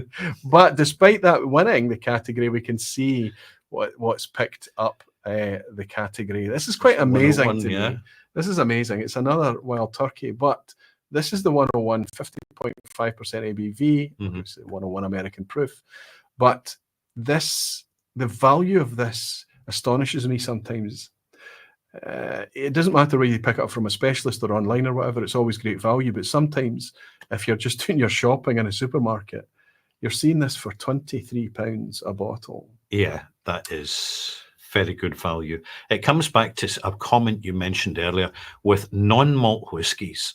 A lot of it at the moment is to do with availability, the global availability, particularly to Scotch whisky drinkers, of these non-malt whiskies. And there's quite a diversity in there, from the pot still style to the bourbon, the rye-rich whiskies. And it's interesting to see if people aren't buying Scotch, what do they go to next? Yeah, that's right. And this being the ABV that it's at, it just makes it fantastic. If you're making old fashions, if you're making cocktails at home and things like that, this is just an anxiety-free, fantastic base for a thing. Cocktails. I know. Cocktails.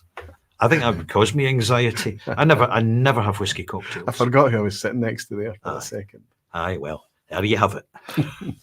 Okay, we move on. We're moving on to another one of the biggest categories in online Scotch Whisky Awards every year, is of course coming up, and that is Best New Distillery. We'll see you in a second. On the first day of OSWAs, my true love gave to me a bottle of Scotch whiskey. It's that time of year again, my friends. Slàinte. Hi, I'm Rick from the Whiskey Zone, and I just want to say what a privilege it's been to participate in this year's OSWAs. Now, this is a really important way to recognize the best of the best. And I think it goes without saying, even though I'm going to say it, that we all owe a big round of thanks to the 2 top kahuners who put in all the effort to make this possible. So I just want to say congratulations to all of the nominees, and tip of the hat to the winners. Slàinte.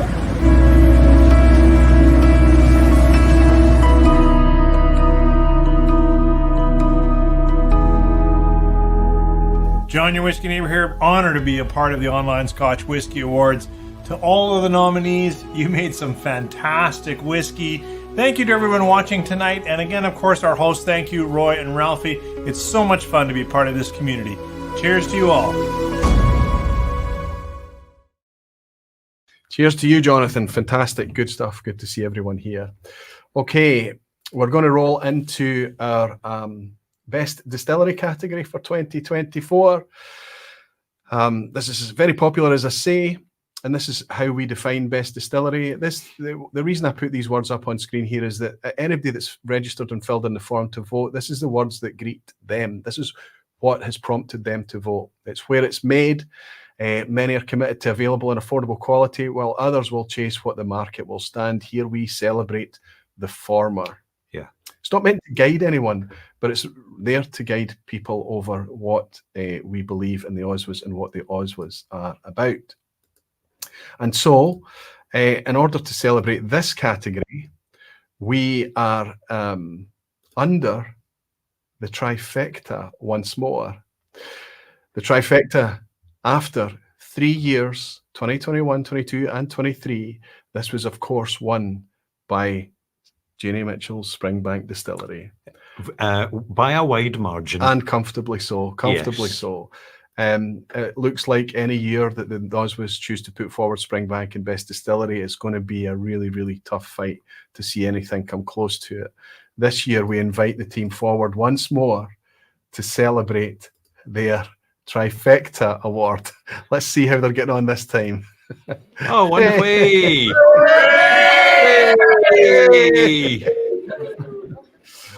You're still there, folk. You've not got fed up waiting yet. We're just waiting to go to the Feathers. Feathers pub. Right, do us a wee favour, bring that a bit closer, Finlay. Let us see that wee award. Look at that. Trifecta, that's quite amazing to see.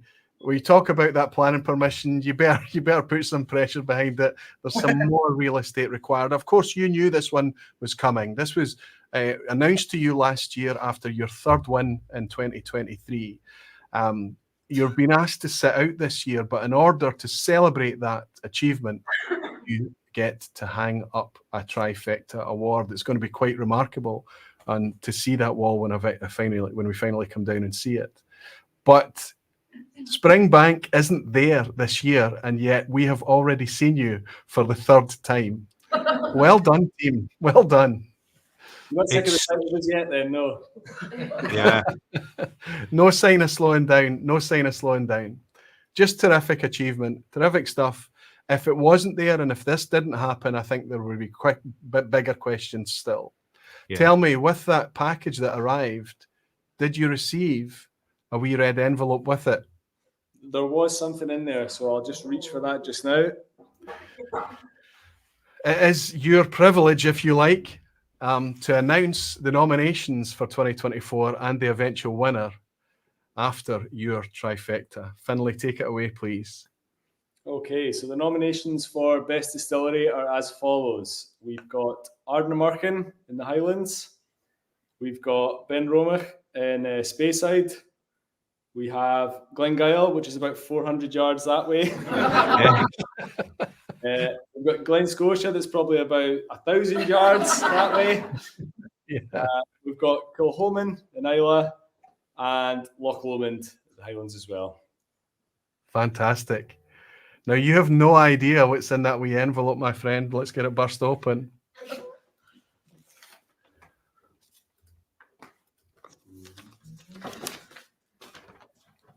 And the winner is Ardnamurchan. Hey! Amazing, amazing. Now, that seemed to be a popular result down there in Campbelltown. That was a cheer. Well done. There's been some shared experiences, shall we say. Fantastic. So the whiskey industry remains as symbiotic and supportive as it always has been. Fantastic. Finlay, congratulations on the trifecta, my friend. Once more, for the third time this evening, I'll say to you all, enjoy your evening. Thank you so much. Lovely to see you. Terrific stuff. So we hope then that there's somebody around the peninsula that's available. It's like there's definitely a West Coast whiskey thing going on in the OSWAs here. Well, there is. Let's welcome forward Managing Director Alex Bruce. Let's also welcome Jenny Carlson. Yes. While we're at it, we'll welcome in Antonia Bruce. While we're at it, we'll welcome Conor McKenzie, Head and Hands. We'll also welcome in Carl Crafts. Let's have a. Is there anyone missing? Have I got? No, look at this. We've got Graham Mackay in a car. Let's have a unified cheer. Congratulations, Ardnamurchan. Absolutely. You've come team-handed this year. It's lovely to see you. And what a result from Best Young Distillery to simply step into Best Distillery as decided by the online whiskey community. Congratulations. It's a phenomenal achievement.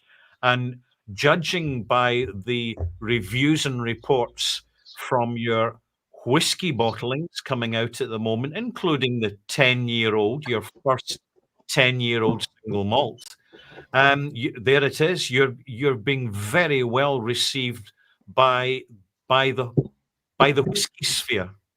What's your secret sauce? How do you do it? Who's taking it? Who's taking it? Alex. It looks like me. It looks like me. Look, if I can just say before I I think we're all speechless apart from Jenny. But if I can say in Roy's words, and I quote, "Thank you so much to the two wee Glaswegians for hosting this amazing event year on year." It is fantastic, and this is absolutely gobsmacking. This result, it comes hot on the heels, as you say, of our 10th anniversary release. I think the secret sauce is down. Well, I know it is. It's simply down to the team.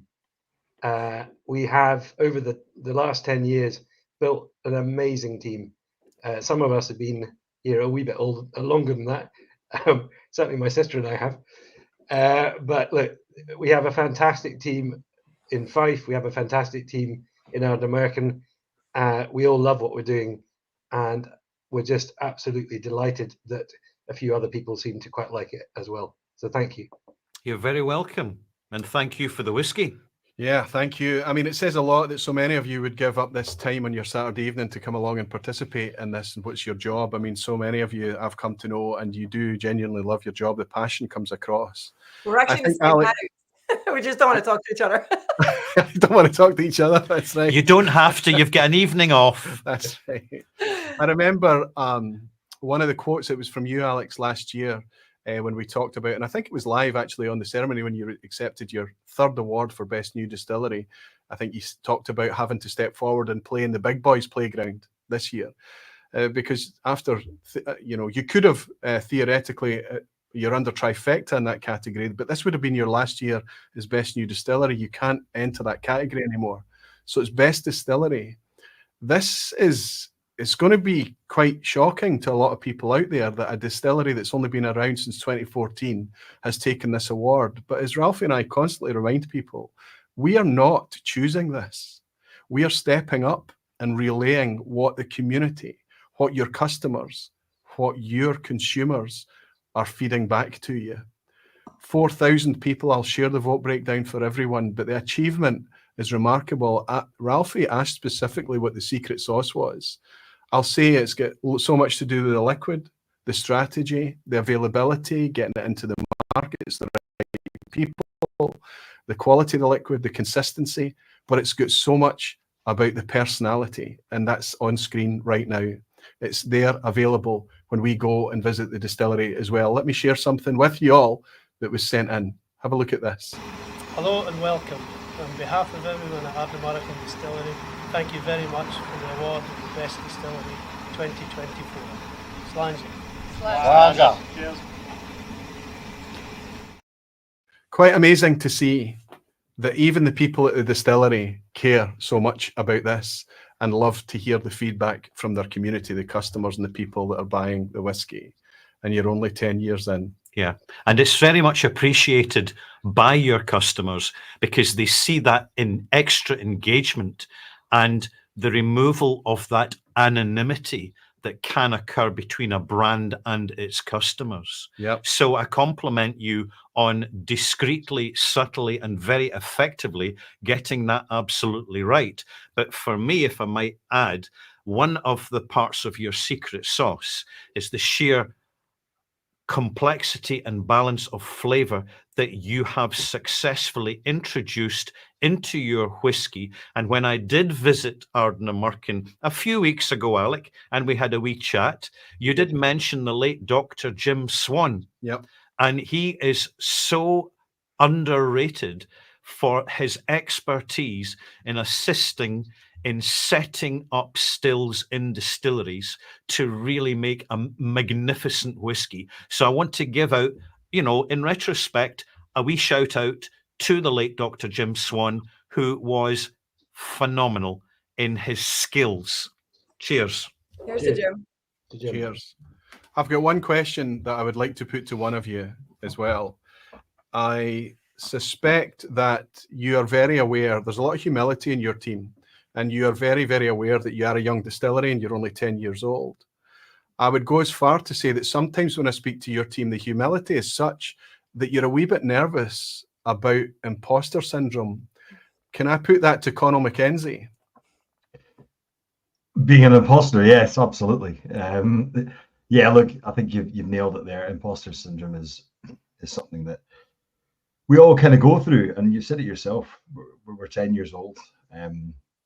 Just launched a 10-year anniversary release this week. It's just hit market. It's such lovely timing to be receiving this award, which we all just are over the moon with. But yeah, I think we just simply try and put the best liquid together, and what I mean is the blending team that you're seeing most of. I think Graham's in a taxi somewhere in Oslo, so he's left us. Oh, he's coming back. But you know, it's down to the team who put the liquid together. It's down to the team in the logistics warehouse who get it all ready to go. And it's down to us to blend it and talk to lovely whiskey folk, and a lot of them that are in this chat tonight. And if we just keep going about that, then you know, good things will come. But I really didn't expect to go from best new distillery, which is an incredible accolade, 3 years in a row, to pick up the big one the following year. I mean, it has genuinely blown my mind. I was dead chuffed to be second place to the Thompsons, to be honest. McLean's Nose, picking up People's Choice there as well was great. But to pick up best distillery for me, it's the icing on the cake on a very big year for us, and I'm just truly grateful. And just chuffed to bits. I'm chuffed to bits. I appreciate the modesty, and I appreciate the humility, and I appreciate that you're all very, very aware of where you are, and there's a long way to go. But now, especially in your 10th year, enjoy it, celebrate it, have a little bit of swagger time. You deserve it. All of you do.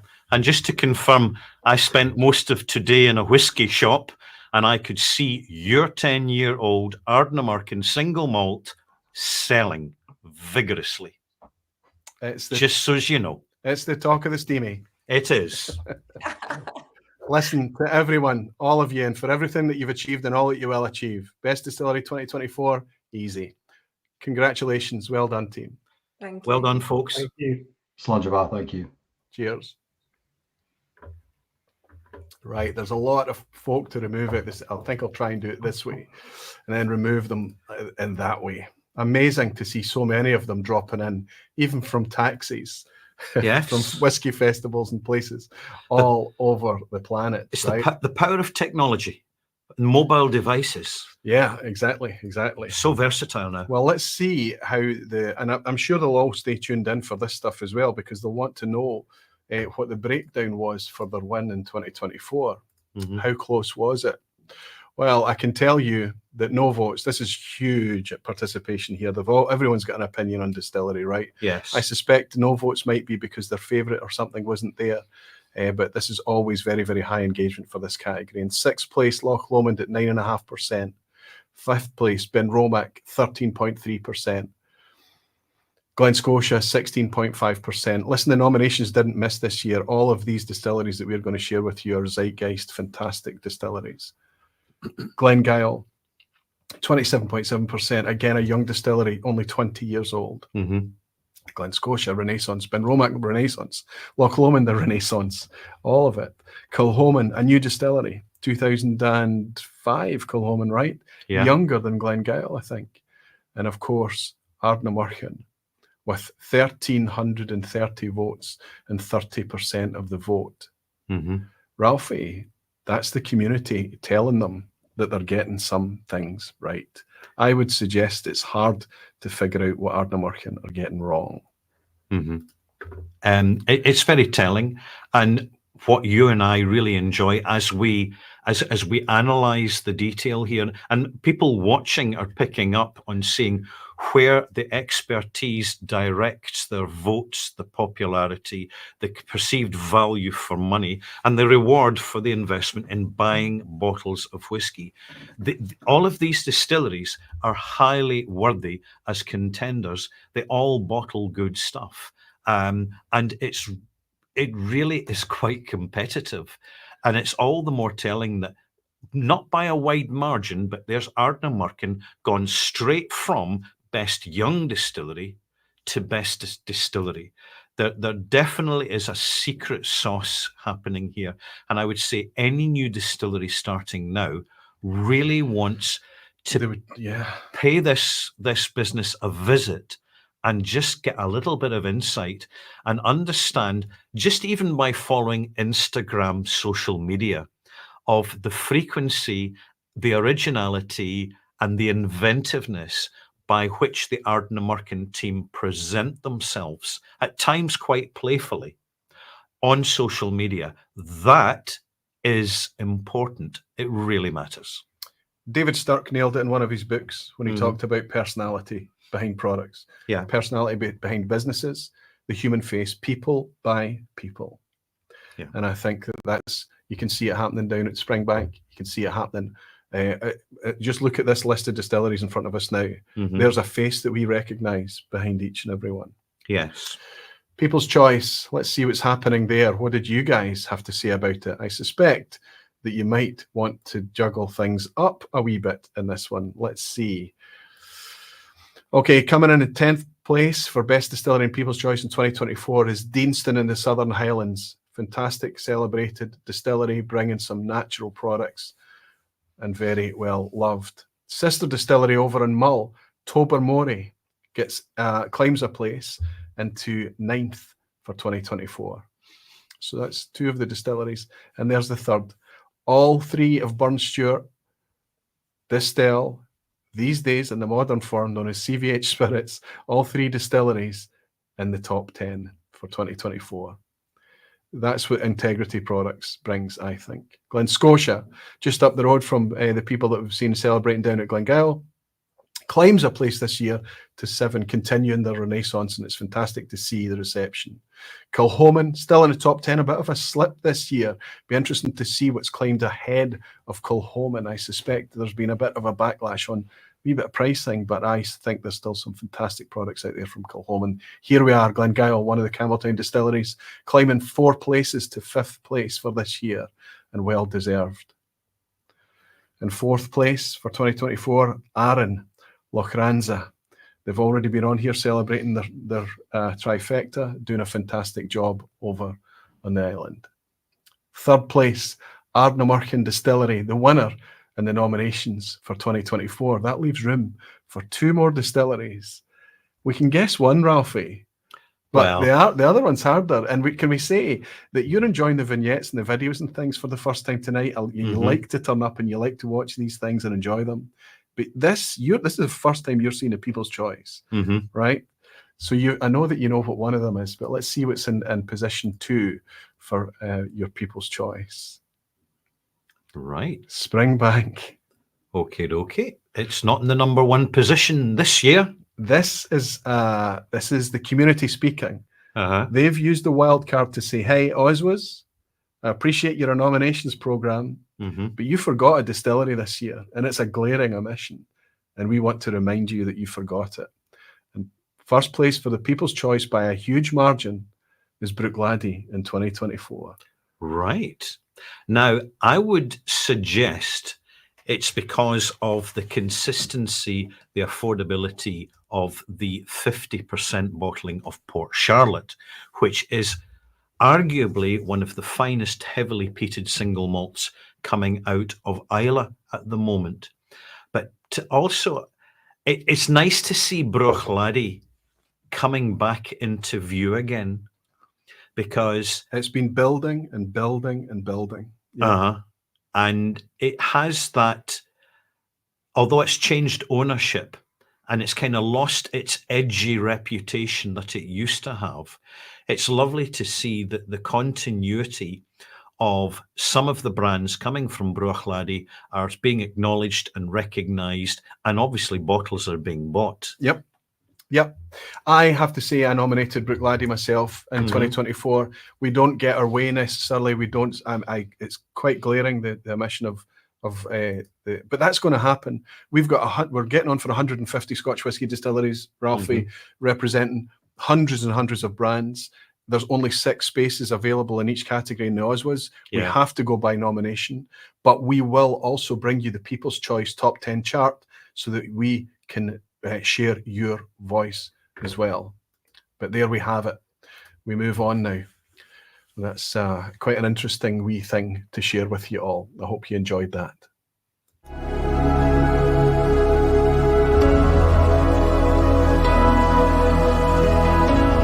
Cheers to the OSWAs. It is so neat that this spirited event is still going in its 4th year and hasn't petered out or on the rocks. Never any malt downs or dram, and Rye can barely believe it has come round again. Roy and Ralphie once again doing things up to cask and haven't bottled it. No poor choices, but with a buttload of great bottles. The proof is in the barrel of votes, and congratulations to the winners who have whisked away their trophies. Sorry, reflux. So after condensing this message down, let's raise an old-fashioned cheers and a big sip hooray to another celebration of whiskey. Cheers.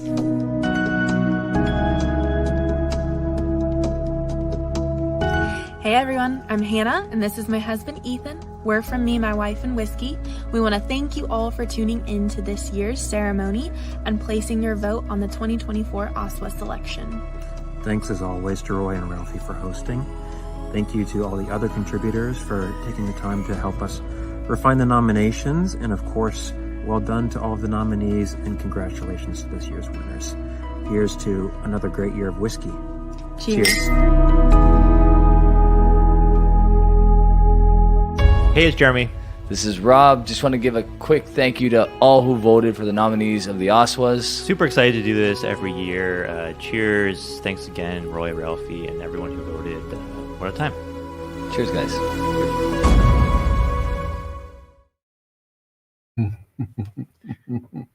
Good stuff. Great stuff. Now we move on to the best new distillery. Now, this is another trifecta category. There's been a few this year. 4 trifectas in 2024. This is our 4th year. So the way we describe new distillery is to celebrate just the sheer amount of choice that we have. So distilleries, new, high quality, craft, flavor forward producing distilleries founded in the last 10 years, we want to use this category to recognize their achievement. And as I suggest to you, this is a trifecta award. It's already been mentioned that a certain distillery won this in 2021, 22, and 23. And we're going to reach back to Conal Mackenzie and Jenny Carlson and welcome them in order to celebrate that achievement. Conal, Jenny, once more. Caught mid-sip. Absolutely. Caught mid-sip. Busted. A wee can of IPA, I can tell by the colour there as well. Yes. Oh, and he's muted as well. You're muted, buddy. You're muted. Yes, it was an IPA. Yes. Listen, congratulations. You knew you were winning this. You knew on your 3rd victory last year that you were stepping forward for a trifecta. Let's see that, Jenny. Let's hold it up close to the camera. Let's have a wee look at it. Let's see if I can get you a bigger screen there. There we go. Best new distillery, Ardnamurchan. 3 years in a row. Fantastic stuff. Congratulations. We've talked about it in the previous award. Quite uncanny that you'd pick up new distillery just as you're ready to celebrate somebody else. Passing the baton on almost, right? In the new distillery category. It's because this is why I wanted to talk to you, Conal, about that imposter syndrome thing, because this the amount of I appreciate that it's difficult for you to hear these compliments and you to be almost nervous that something might go wrong, right? Every release that we have, it's we're all on tenterhooks. I mean, even this 10-year-old in the sherry cask going out just now, the nerve that it keeps you grounded, and the nerves are always there. So, yeah. Well, keep a hold of your humility, big guy, because it's doing you well. It really is. Jenny, Ralphie was complimenting you heavily there on the professional social media feed, right? I believe that might be something to do with you, but it's a team effort, isn't it? Yeah, it's absolutely. We all have, which is maybe a bit of a risky move, but we all have login to our social media. So we could have Graham tweeting from the taxi in Oslo, and we have our Callum, of course, who is a very talented camera guy. Yeah. I must commend the fact that you are prepared to take risks, and generally your risks work because the maturity of the individuals responsible for the production of the Instagram postings is of a very high standard, and you have this continuity. And I must applaud you for it, because I do notice some distilleries really undersell themselves because of the banality of their online content. And distilleries really need to catch up. And if they want to, they can pay you a visit and see what you're doing, because it all adds up. Every little, whether you'd be doing a little Halloween special, right?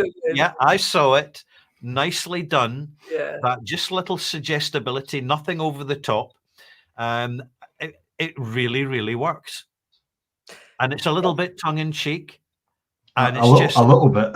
A little bit. But hey, people love it because you're not being too straight laced about it, despite.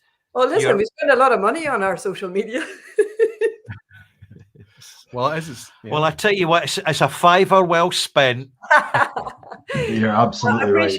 Appreciate the feedback, Ralphie, because it is one of these things. Every time we launch a product, we need to have like some sort of campaign on the go, and we all contribute and have ideas in the chat, and that's how it works. It's simple, but also, let's be honest, it's free. Like, it's free marketing. Just do it. I don't understand why some of the big companies don't use their social media better, but let's not go there. Let's not go there, because I think you can be trusted because you're also all passionate whiskey enthusiasts as well. I thought you were saying mature. That's a luxury you have. Yeah. Yes, and it's the fact that you have this awareness that your reach through social media is virtually global, and that the ongoing impact, it sets up the further theatre, the delivery of personality and the signature of the brand very effectively, as traditional advertising continues to diminish in its effectiveness. We all love whiskey. Yes. We do. Simple. And it's nice of you to step forward and celebrate someone else in this category for this year. I believe I hope one of you have got a wee red envelope. Yeah, there it is. Yes, fantastic. So you've not had a sneak peek? Go on, my friend. I've been genuinely desperate, but Jenny advised against it, so I haven't opened it. You can see it's not. I kind of thought about it here, but no, I have not. Yeah, no, that's kettle steam. That's been steamed open. Roy, we'll keep this diplomatic. Fantastic. So fire away. Take it away, please. Okay.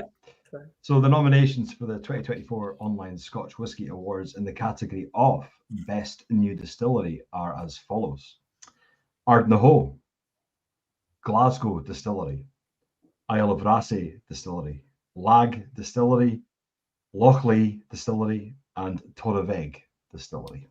All great distilleries, all contenders. You can't really guess what it's going to be. Nope. And the winner is Connell. And the winner is, as I absolutely butcher opening this. Oh, where are we? The winner is the Isle of Raasay Distillery. Wow. Well done, Raasay. Isle of Raasay. You seem quite pleased with that result. There we are. They've got a great team. Yes. Do you have much contact with them? Because you're West Coasters. We share a lot of we send the odd raven there, but smoke signals. We communicate that way. Right, but yeah, no, we see the team. We see the team on the road quite a lot. A fellow Invernessian works there, Scott Fraser. So yeah, I'm quite pally with Scott. So yeah, congratulations to Raasay. Yeah, no, absolutely, well done. So chuffed for you. Yeah. Well, they're the ones who enjoy the sunshine while Ardnamurchan are on trifecta. And you won't be back in New Distillery next year. You have to continue playing in the big boys' playground. But we look forward to welcoming you there and seeing what you come up with. Once more, Connell and Jenny and all the team, well done for your trifecta. And cheers. thank you for joining us. It's lovely to see you. Thank you very much. Cheers now. Thanks all. Now let's see if there's anyone from the Isle of Rassay. This will be our first appearance. That can step forward. Yes. In the Online Scotch Whisky Awards, we have Alistair Day from coming into us from Oslo. Congratulations, Alistair. Well done. Fantastic, eh? Goodness me. Quite amazing. I can tell by the smile on your face what it means to you, big guy, right? Yeah, absolutely chuffed a bit. What can I say? And for Connell to read that out, I mean, how amazing is that? Absolutely stunning. Yeah. Yeah. You've been hanging about the OSWAs from its inception, I think, not as a nominee, as the People's Choice. I'll never forget you in the comments in the first year when Isle of Rassay didn't receive a nomination, and the pragmatism. I think it was you that commented, "Great initiative. Maybe we'll be successful next year." Yeah. And the people. I remember the people spoke loudly, and when the People's Choice came up for New Distillery that year, you were way at the top, right? You have a following, you have the things in place to do great things, Alistair. This must be quite something for you. No, honestly, we're absolutely delighted, and the whole team is, and it's all about everyone. It works for Arnby Distillers, Isle of Rassay Distillery. We employ over 40 people on Rassay now, and it's down to every single one of them and the team that, as I say, absolutely chuffed a bit. Absolutely fantastic. It really is interesting to see how well crafted the entire concept of your business and then the subsequent delivery as a bottled product is. I commend you for it. Your wood policy is really interesting, and you really are on top of your game, as well as having, when it's not raining, one of the most idyllic, spectacular scenic locations in the west of Scotland. Quite incredible, absolutely. Yeah. Honestly, to hear that from you, Ralphie, is fantastic. I really, really appreciate that. And you're very welcome. And he has the ability to control the weather, because every time I've been there, I've never seen a cloud in the sky. It's been quite incredible, isn't it? Yeah, I mean, that's the 2 good days we've had. It's brilliant. Absolutely. So you didn't go during the summer then? It's amazing. It's just amazing to see. I hear about all this terrifying weather that they see up there, but it's only ever been like some kind of Mediterranean sunshiny day. Anyway, do you want to give us any insight as to what you'll be releasing into the global market in 2025 from Rassay? Well, putting you completely on the spot. Well, believe it or not, we actually do have a 10-year bottling plan that we're working on at the minute. So, right.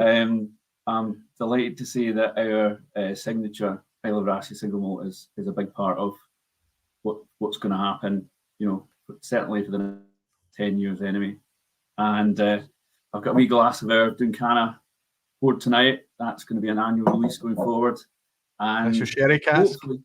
Yeah, so that's matured in X-Rye and then a second maturation, Oloroso Pedro Jimenez quarter cask. So that's going to be an annual release. We're working on a potential third one at the minute. That's going to take a bit more work. And then hopefully a few interesting oak species, maybe some different yeast, and absolutely, definitely some different barley varieties from different parts of Scotland. So a few things to look forward to. Yeah, the fact that you've mentioned different barley varieties from different parts of Scotland, your timing is perfect, actually, because there is a sudden awareness, primarily amongst the online community, who are self-educating as to the differences, not just in flavour, but the intensity of sensation range you get from local barleys and how they can behave so differently in the final result in the bottle. No, absolutely. And, we've got some barley that's been grown in Orkney, some barley that's been grown in Campbelltown, and we've got some beer barley from Berwickshire, and they're all, completely different flavour profiles. So really looking forward to that in the future. And they're all supporting local farmers. Absolutely. Yeah, I mean, absolutely. Yeah. And a barley, who would have thought the difference it could make to whiskey, which is made from barley, right? So I take it, I interpret from your answer then that you've got some variation on the horizon, but the future plan is more of the same. So yes. that seems to it's all be about the 6 cask balls, and that's it. Yeah. No need to mess with the formula when the formula is right. Well, it's not Rassy in the glass tonight, Alistair, but I'll pour a wee glass a wee bit later in your honour and congratulate you for an amazing achievement. Congratulations to everybody at R&B and Isle of Rassy. Yeah. Well done to the team. Terrific achievement. Thank you very much. And can I just say a thank you for everyone who voted for us. We really appreciate the fact that it's the whiskey community, and thank you very much again. You're very welcome. You're welcome, Alistair. You've earned it. Cheers. All the best to you. Cheers. Slange. Slange. Terrific. Let's see how their vote broke down. Let's see how best new distillery. Now, obviously, new distillery tends to suffer a wee bit from availability. The export's not made it into all markets. Yes. So it can suffer a wee bit in terms of the engagement. But we see that reflected here. Nice to see. 24.5% chose to skip this with not enough experience in the new distilleries. We see that every year. Glasgow making it in the nominations this year. Fantastic to see. Really starting to grab a lot of attention at Glasgow Distillery. Lockleigh as well, a fan favourite, doing wonderful stuff down there in the lowlands. Torrevieck over on the Isle of Skye. Really, people are just enjoying Torrevieck at a very, very young age and condition, and they're really excited about that distillery in the future. It's one of these distilleries that we just love to find because it doesn't showboat itself. And when you sip it blind, you would swear you're sipping an Indy Colila, an Indy Isla, something really, really quite, it's amazing at what they've been able to achieve. Ardnahoe inaugural in 2024. It was well talked about. I mean, it just lit the place up. I mean, people are so excited. They've got a core range out in there, Infinite Loch as well. So in their first year of being able to sip and drink their whiskey, they make it into the nominations. And not only that, they make it into third place. And second place, another amazing one. I can't have anything older than 4 years old. Yeah. And the quality and the difference from those big fat stills, this is all very deliberate in lag. It's not just a peaty product they're going for. They're looking for a weighty, meaty product, and they're achieving it. If you ever see the stills at lag, they're fatties. Aye, big pears. You know, they're just amazing liquid coming out. And very much reflecting the sophistication and the self-confidence of the modern palate for those who are focused on quality. It doesn't need to be delicate and fruity in it. It can be, we're after flavour hooks. We're after our interesting whiskies. Yeah. And there you go. That's quite a substantial number. A quarter of the people that participated in this category placed a vote for Isle of Rassy. So they managed to achieve 1,090 votes to take Best New Distillery. Let's see what the People's Choice said in 2024 for Best New Distillery.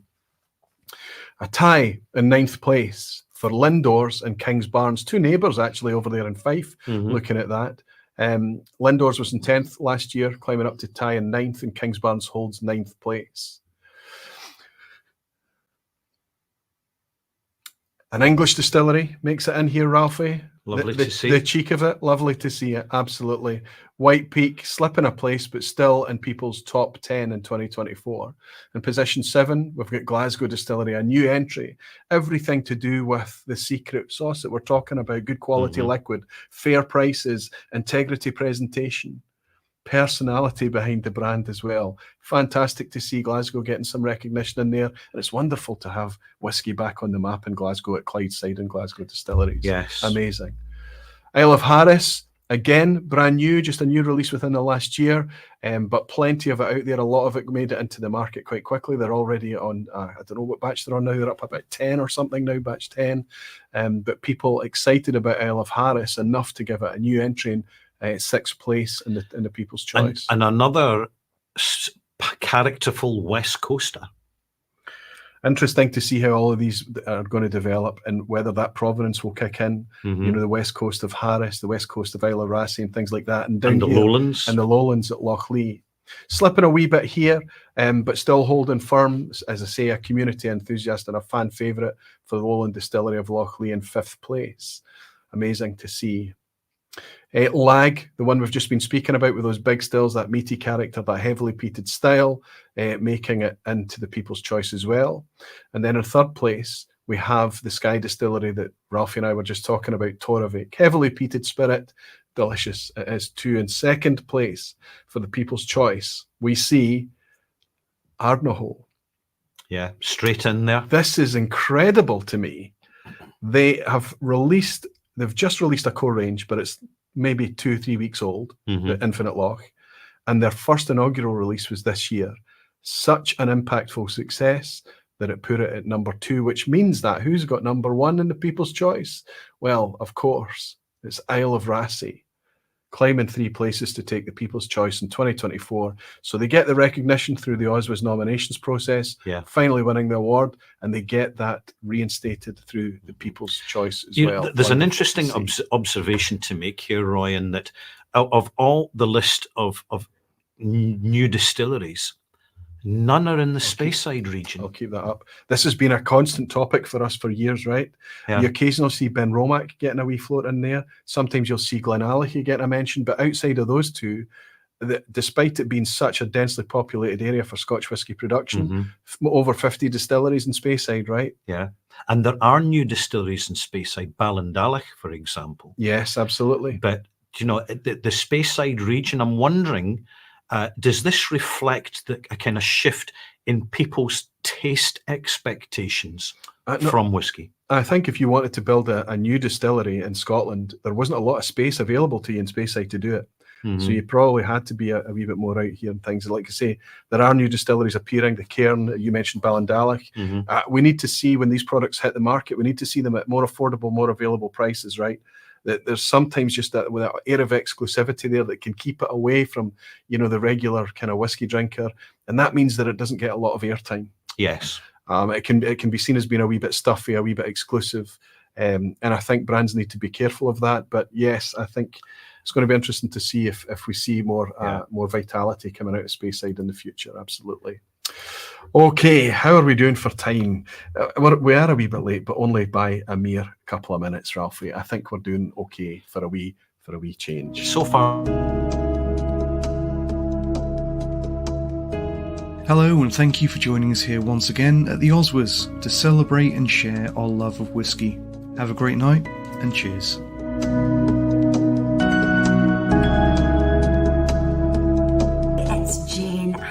Of the Whisky Sisters podcast.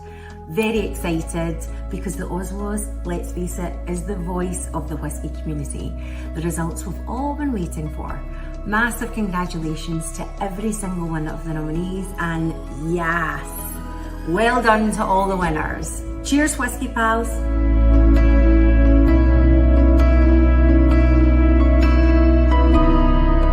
Hi everyone, it's Toby from Whisky Shared here. I'm so grateful to Roy and Ralphie for letting me take part in the OSWAs again this year. It's such a valuable part of the whisky calendar, and it allows us genuine fans to give real feedback to the industry. Best of luck to the nominees. Slàinte mhath.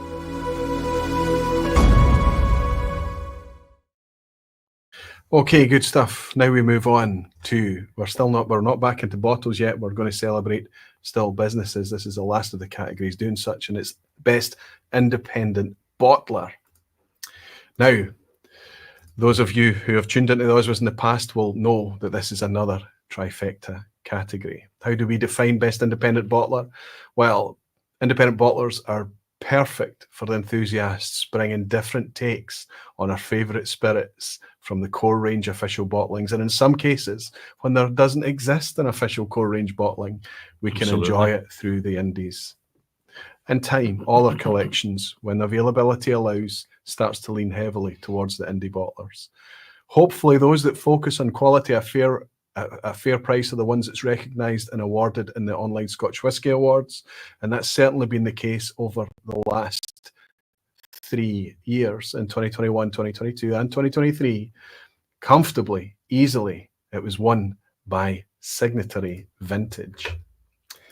We're going to reach out to somebody at Signatory Vintage to step forward and accept their trifecta award from the whiskey community, and that is Lauren over at Signatory Vintage. Lauren, how are you doing? Welcome to the OSWAs. Hello. Hello, thank you for having me, Roy and Ralphie. How are you doing? Fantastic. It's lovely to see you. You too. It's only been the phone so far.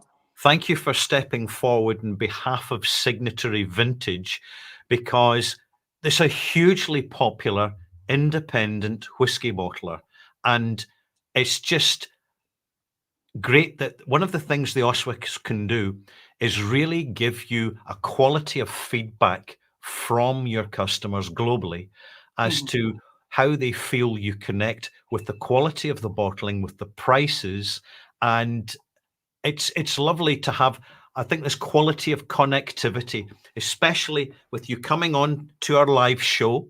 And thank you for patiently waiting. And do you have your trifecta certificate? I do indeed. It's right here. Yay, Thank you very much. Congratulations. It's usually displayed very proudly in the office, but I'm not in the office today. So You brought it with you. Well, thank you for taking it with you. I mean, it's quite an achievement. It really is quite an achievement. But when you think about it, it makes a lot of sense, because anywhere I go across Europe, anywhere I'm traveling, if I find a wee whiskey shop, there's a good chance I'm going to find some form of Signatory bottle on the shelf, whether it's your unchill filtered or your cast strength decanters, or more recently your amazing success that you've enjoyed with the 100 proof series. It's nice to see the development of products there as well, and always with that canny eye on value and price as well. Very much so. And one day I will bully Andrew into stepping forward and accepting an award on the Online Scotch Whisky Awards. What do you think the chances are, Lauren? Oh, it's slim. He's on holiday this weekend, so there was no chance this weekend. But if anyone can do it, I'm sure you guys can. That's not an excuse, Lauren. That's not an excuse. No, we know that. We know that, and I say it in a very tongue-in-cheek way. But I'm very, very grateful for you to take time out of your Saturday night, late into your Saturday night now, to step forward to indulge us here. But really, it is quite a significant achievement, as we say. Over 4,000 people voting, over 40,000 votes placed. And again, Signatory are succeeding, even the fact that they're not involved. However, we get to celebrate someone else in your absence this year, Lauren. Did you get a wee envelope with that? I did indeed. We have it right here. You would think that somebody's organised, eh? Yes. Well, you know, it is working. I think the experience, the sheer determination to make it work, and the enthusiasm and feedback we get from our viewers for the awards, and for all the views we get even after the live stream has concluded itself. A lot of people view and catch up, and they are definitely inspired. And could I just add to what Roy has said, your 100 proof series this year has got so much conversation going on in the forums. It's unbelievable. And it's self-explanatory, the pricing, the actual quality, and people really picking up on it. So congratulations on the caliber at Signatory of husbandry of your cask collection, because that is well on point. Yes, no, it's fantastic, and the 100 proof range has done it incredibly well. And I think at the end of the day, you know, we all love whiskey. That's why we're here. So making it affordable and accessible to everyone is the aim. And to get such fantastic feedback is, you know, it makes our day, and it makes our work worthwhile. And it's a small team, so it really, really means a lot. Well, from this whiskey drinker, Lauren, thank you. You're welcome. All right, take it away, Lauren. Okay, Let us know the nominations for your red envelope. I will read them out now. So, the nominations for the 2024 Online Scotch Whisky Awards in the category of Best Independent Bottler are as follows: Adelphi, Cadenheads, Gordon and MacPhail, the Scotch Malt Whisky Society, Thompson Brothers, and North Star Spirits. So, drum roll. Absolutely. We got. Oh, it's very well folded in here. A long folded. And the winner is the Thompson Brothers. Where you go. My goodness. Congratulations. Well, thank you. And they're going to be back again And there we have Amazing. it. The online community have decided, and it just shows how a young company using their imagination and being creative in a positive way, understanding what they're about, can get very quickly recognized. And then as they continue to release the bottlings, get acknowledged for the pricing, the quality, the creativity in the blending process. Mission accomplished. And thank you, Lon, for naming the winners. You're welcome. You're welcome. And I think it's very well deserved of them. I have quite a lot of experience with them from my previous role at Whiskey Auctioneer, and their bottlings are fantastic. We've had some cracking drams from them. So yeah, well deserved. Yeah. Terrific stuff. Lauren, congratulations on the trifecta. Long may Thank the you. success continue. Long may the canny decisions continue. And we look forward to having you back behind the scenes at the OSWAs in the future as well. Yes, and another 100 proof series for 2025. Don't you worry, there will be. Excellent. Congratulations, Lauren. Thank Thank you. you. Thank you. Cheers now. Oh, cut her short a wee bit there. Yes. Ouch. With glitch in the matrix, Roy. Oh, I know. This is the... Listen, hey, we're live. This is live. We need to get through it with a minimum amount of mistakes for 1 year. It'd be nice to celebrate that. Anyway, let's see if there's anybody up there in Dornoch that's available. We've already seen them. I think it's Phil's turn this time, isn't it? Is it Phil that's up? Phil. Congratulations to the Thompson brothers. Hey. A signatory vintage flask as well. Terrific stuff. Now, if I know the Thompson brothers, hold that still this time. That signature vintage bottle, hold it still so we can see what it is, because I guarantee you there's going to be a 1988 Glen, 30-year-old Glen. Oh, the obscure, expensive stuff. Aye, a basic palate warmer. That's what that is. Yes. This is Frederick's bottle. So we're here for the East Coast. Right. Tasting here in Dornoch, and that's Frederick's bottle. Good choice, Frederick. Well done, Frederick. Yeah. Keep us a wee dram, won't you, Frederick? We'll save you about six. We'll save you a dram, don't worry. Yeah, no worries. Terrific. Right, listen, boys, congratulations. Yeah, let's go. Oh, okay. You're going to give us a wee tour. Let's put this up. That's the East Coast Whiskey Tasting guys here. Hello. Hey. Frederick. There we go. Right, go, Phil. Oh, this is a challenge, Annika. This is my third one. Oh. Right, we're going into the annals of the Dornoch Castle Hotel. Here. Right, so you can clearly see these lads want to keep ahead of the competition by animating delivery. Into Jack's dungeon. Right. Jack is here as well. Fantastic. Good to see you, Jack. Congratulations on best independent bottler according to 4,444 whiskey fans. Quite an achievement. And aye. So we question for you, if I can just jump in here. Aye. How have you done it? From your opinion and your perspective, why are you achieving this success? Oh, that's quite a question, Ralphie. It's I suppose from where we just came from, literally where we just came from in the bar, it's a bit of a metaphor as to what we do as independent bottlers. It's what grounded us here at Dornoch Castle was always to try and offer really good liquid at really fair prices, and that was our philosophy in the bar, and that's carried through into independent bottling. So we've I think that's all I can really say on that, is just trying to apply that philosophy at a time when prices were pretty unobtainable for a lot of people, and obviously we do that with the blended Scotch, and we do try and do it with the independent bottling every time, and it's not always been possible, but that's it. Try and put good liquid out as fair a price as possible. It's really that simple.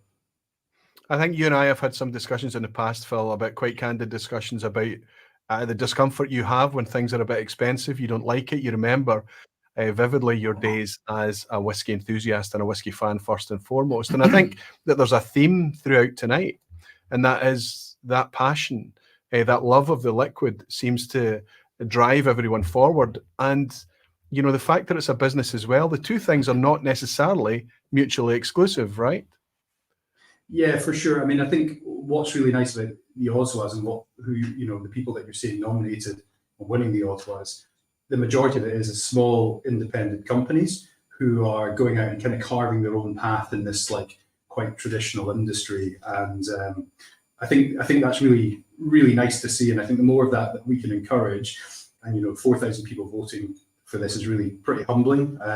So the more people that can go out and get interested and excited about whiskey, and whether that's education for the big companies, and then small companies like us just hang on to the coattails and let them do the hard work with education, and then hopefully they reveal other things like the Dornicks and the Adelphis and the James Eady's in the future. They go seeking out these things. When you get bitten by whiskey, it's like such an amazing world out there, and we're so lucky that we've got these small independent companies that are doing really, really cool and amazing things. And we're pretty humbled to be part of that ecosystem, to be honest. Yes, and one of the timing is such a part of this, because what I'm noticing as a kind of old hack online reviewer is just how good many people's palates are getting at not just enjoying good quality whiskey, but really understanding how it gets there. The work, for example, bringing down the strength with the addition of water, being done in installments rather than all at once. People are picking up on that, and the level of self-education and apprenticeship that whiskey fans are putting themselves into as they seek out the complexity and delivery of professionally produced authentic flavors is quite remarkable, and I'm well impressed by it. Yeah, I think you're spot on there, Ralphie. I think we describe ourselves as kind of a full process independent bottler. So Jack leads the team in sort of warehouse bottling, casking, blending facility, and you do feel that link back to the spirit. I think on Friday it was me, Jack, and Simon in there bottling some Glenfocus. We were in there doing it. We were looking at the filtration. We're trying to understand the spirit, and that's really, really important. I think for us as a company, it's really important to stay in touch with that and stay in touch with the liquid and how it behaves, step dilution, proper filtration as required on the liquid, and just kind of treating each spirit with as much respect as possible. So that's super important that you have that level of detail, and having full process on site here in Dornick. That was honestly the best move we ever made for our company, was being in full control, and it's allowed us to stay nimble as a bottler. We obviously have quite an expensive production to fund at Dornick, quite an expensive habit that we have to fund, and the independent bottling really supports that Dornick production, and that having that kind of nimble ability to kind of pivot really quickly as a small company, I think is really important. You can stay ahead of the curve. Big companies take months and months and months for that ship to turn, especially when they're feeling the tide changing. Whereas we can see what's going on in the world. We can be on Reddit, we can be on, blogs, and we can be on YouTube. We can see what the world's thinking and how people are kind of behaving, and we can react really quickly. And that's the benefit of being a small company that's independent. Yeah, absolutely. It makes perfect sense. Well, you're doing it well, because you've just won yet another award for it. And this is recognition coming directly and democratically from the global online community. I think what's nice as well is that you've enjoyed some success over products that you've been able to put together through various building blocks. But what you're celebrating tonight with Best Independent Bottler is your ethos, your philosophy, your remarkable maturity and maturity of wisdom as well, the way that you go about your business. I was just thinking there as we handed out that trifecta to Signature Vintage, they've been going since the 1980s. And I was in the back of my head thinking, how long have the Thompson brothers been going? How long? And it can't be that long. How long are you now? Good question. 17?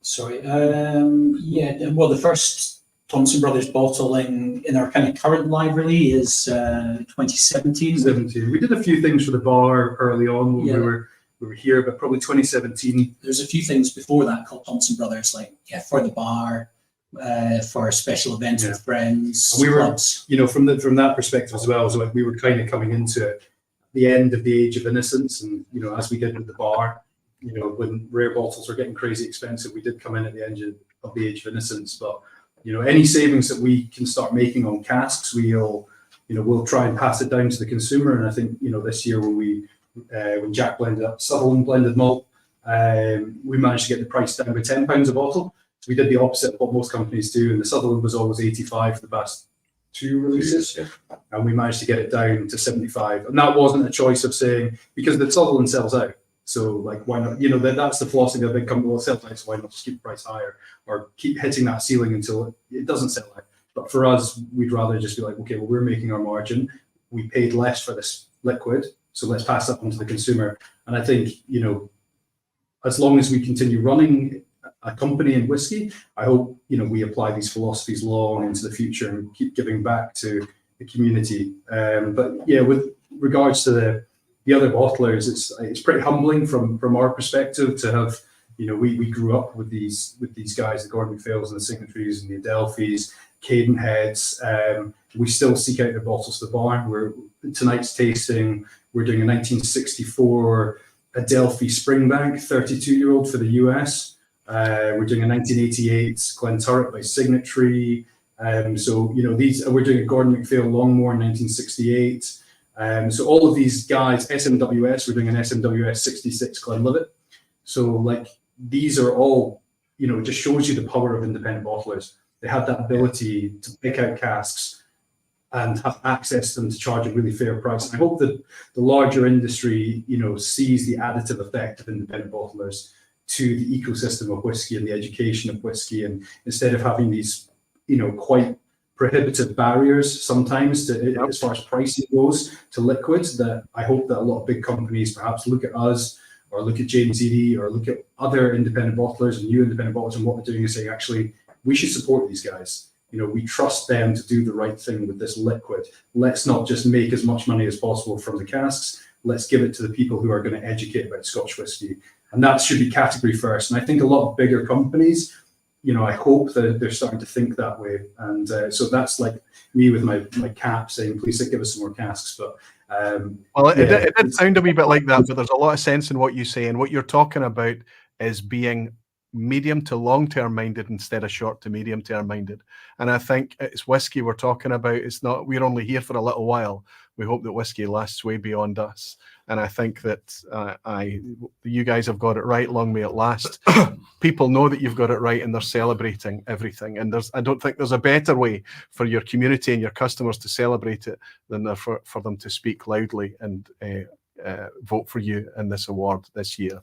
Once more, Simon, Phil, Jack, and the rest of the team, everybody there, Vary as well. Well done, everyone. Absolutely. Congratulations to you all. And we'll let you get back to your whiskey tasting, chaps. Aye, go and celebrate with them with your entry levels 1964 Springbanks. Yeah, well, I've had thanks to you guys for all of your work. I know you put a power of work into this, so honestly, thank you.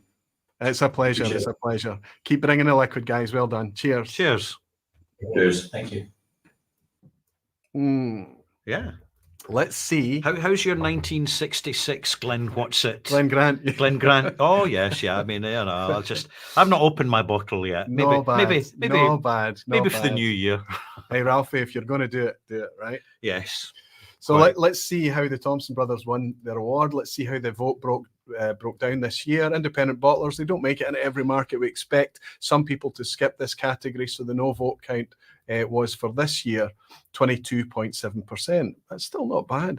Independent bottlers are getting out there. It's not, certainly North American things, people are starting to become much more familiar with the concept now. North Star coming in 6th place with 7.2%. I suspect that's got everything to do with distribution and availability. SMWS doing quite well in 5th place, 13% of the vote. Adelphi Selection nudging that on 13% of the vote. Gordon MacPhail coming in 3rd place with 19.4. 2 big chunks left here.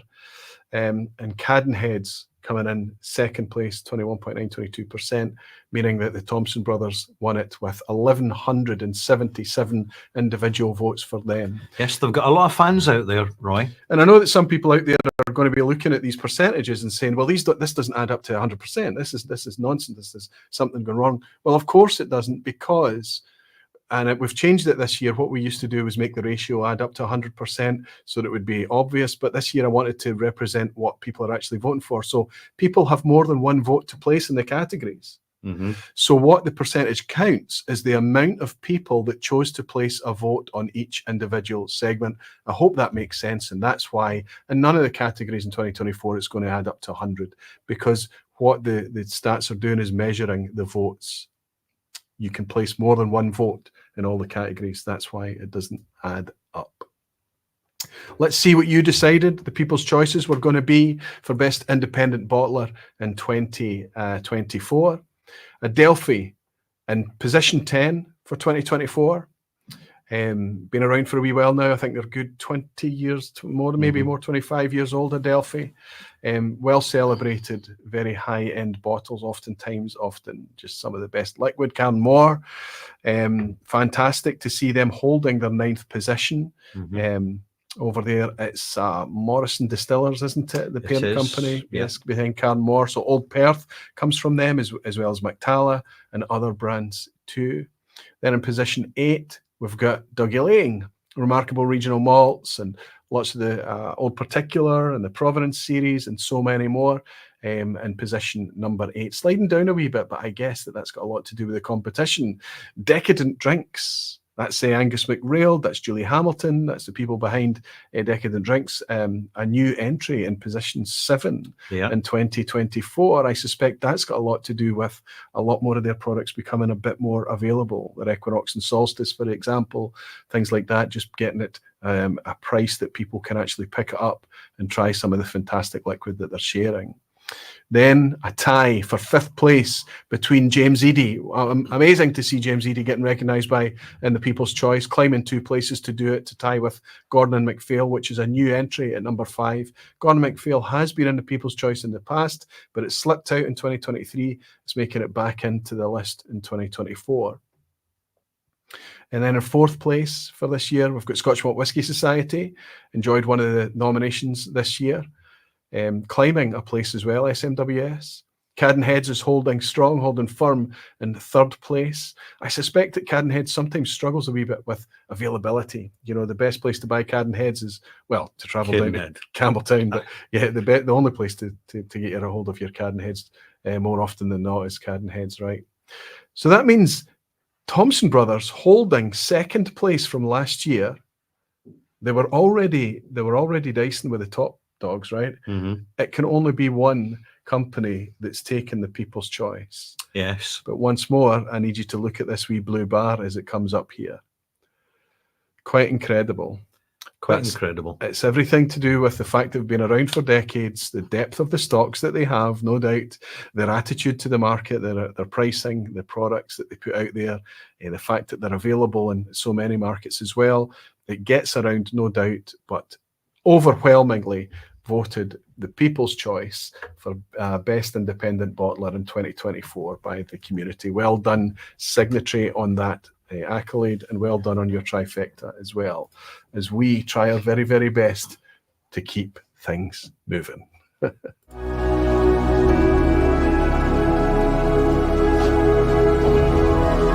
Hi, Menno here from Multi-Mission.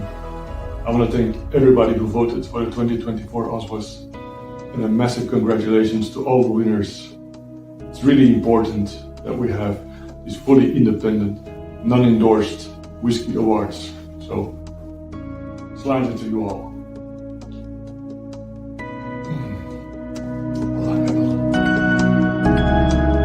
Greetings, you magnificent, malt-content marsupials. Wrong channel. Greetings, all you barflies. Wrong channel. 3rd time's the charm. Hi, it's John from Just Whiskey. Cheers to the 2024 OSWAs. And remember, it's just whiskey. Hard to believe that we're already 4 years in on the online Scotch Whisky Awards. This has been a wonderful endeavor by not only Roy and Ralphie, but also each and every one of us that has a say and takes part in the awards every year, all the way from Scotland to Australia and everywhere in between. I hope that you're enjoying the ceremony and having a wonderful night. Thanks, Wade. Thanks, everyone. They just get caught short there, topping up my wee glass. It's fine. Like, We're all good. We're doing We're all well. good. We're It's doing going well. fine. I tell you, the evening's going great. I'm really enjoying all the extra trifecta interaction, because there's just so many whiskey folk just kind of coming in and out the OSWAs, and it's something that we kind of have a mental idea of what we're looking for, Roy, but to kind of see it really take its own life and life force and deliver something which is so informative. It's always about the people, Ralph. It's always about the folk, always yes, about the people and the sharing. Well, due to that extended chat with the Thompson brothers, we're now behind time. I would like to put it on the shoulders of Jack, Simon, and Phil for us running late in the OSWAs, but not really. We'll pick it up. We'll try and move quite quickly now. I'm going to reach out to a pal of mine. I'm going to reach out to a fella in a second or two to work out what's going to be the best world whiskey in the OSWAs in 2024. Now, how do we define world whiskey? It's a clumsy title again, Ralphie, right? It's like world whiskey. It's this massive basket. Yes. But we have to remember to we ask for your forgiveness here, because the OSWAs, the Online Scotch Whisky Awards, is the voice of the Scotch whisky community. Yeah. So our lane, our comfort zone, the stuff that we love tends to be Scotch whisky, specifically single malts most of the time, but Scotch whisky is where our voice, our opinion is coming from. And we tend to view anything that's not Scotch a world whiskey. And in the absence of inspiration for a better name, it remains world whiskey. So the only thing here is to talk about the fact that we still want to celebrate these whiskies. We want to look at what whiskies the rest of the world has to offer. The whiskey explosion in Scotland is mirrored the world over. Whiskey has never known a more popular time than we do today, and this is the category where we celebrate whiskey from everywhere. The only definition that we put on it, that it has to be defined, is whiskey, either with or without the E. We don't mind. And in order to do that, we're going to reach out to a pal of ours, Vin, from No Nonsense Whiskey down south, who's hopefully sitting and is quite ready. Good to welcome you in, Vin. How you doing? Hello. Hopefully you can hear me. Yes, loud and clear. Oh, amazing. I've had horrendous tech issues today, so I'm on my phone, unfortunately, but we're making it work. Do you know, it's always the YouTubers that have the tech issues, right? It's always the people that rely on it, of course. It's something we just share. You know, Alistair Day coming in from Oslo, no problem. Yeah. Thompson Brothers coming in from a tasting, no problem. And things. The people sitting down there with all the complex kit are the ones having the problem. Vin, no problem, buddy. We can hear you and we can see you. Your channel's been going a wee while now. You celebrating 8 years now? Yeah, 8 years just passed in August. Although, I mean, it's a bit of a funny one because I consider August my start date, but actually I started in like the May of that year. So, yeah, 8 years going strong. I mean, nothing compared to Ralphie over there, but still. Can I ask you a wee question? Has anyone attempted to sue you yet? No, not yet. Although Right. I have to be careful because obviously I'm quite close to a lot of different brand names. So I actually sneakily trademarked myself probably about 5 years ago, but only in whiskey related things. So right, there's a lot of no nonsense brands out there, right? There's a lot of no nonsense brands. No nonsense silicon and no nonsense all sorts of things. Yeah. Hey, there's even no nonsense spirits knocking around out there, but as long as they don't touch whiskey, I'm all right. Yeah. It's one of these things that you know you've graduated in the grand scheme of things when someone gets so offended they want to try and lash out at you.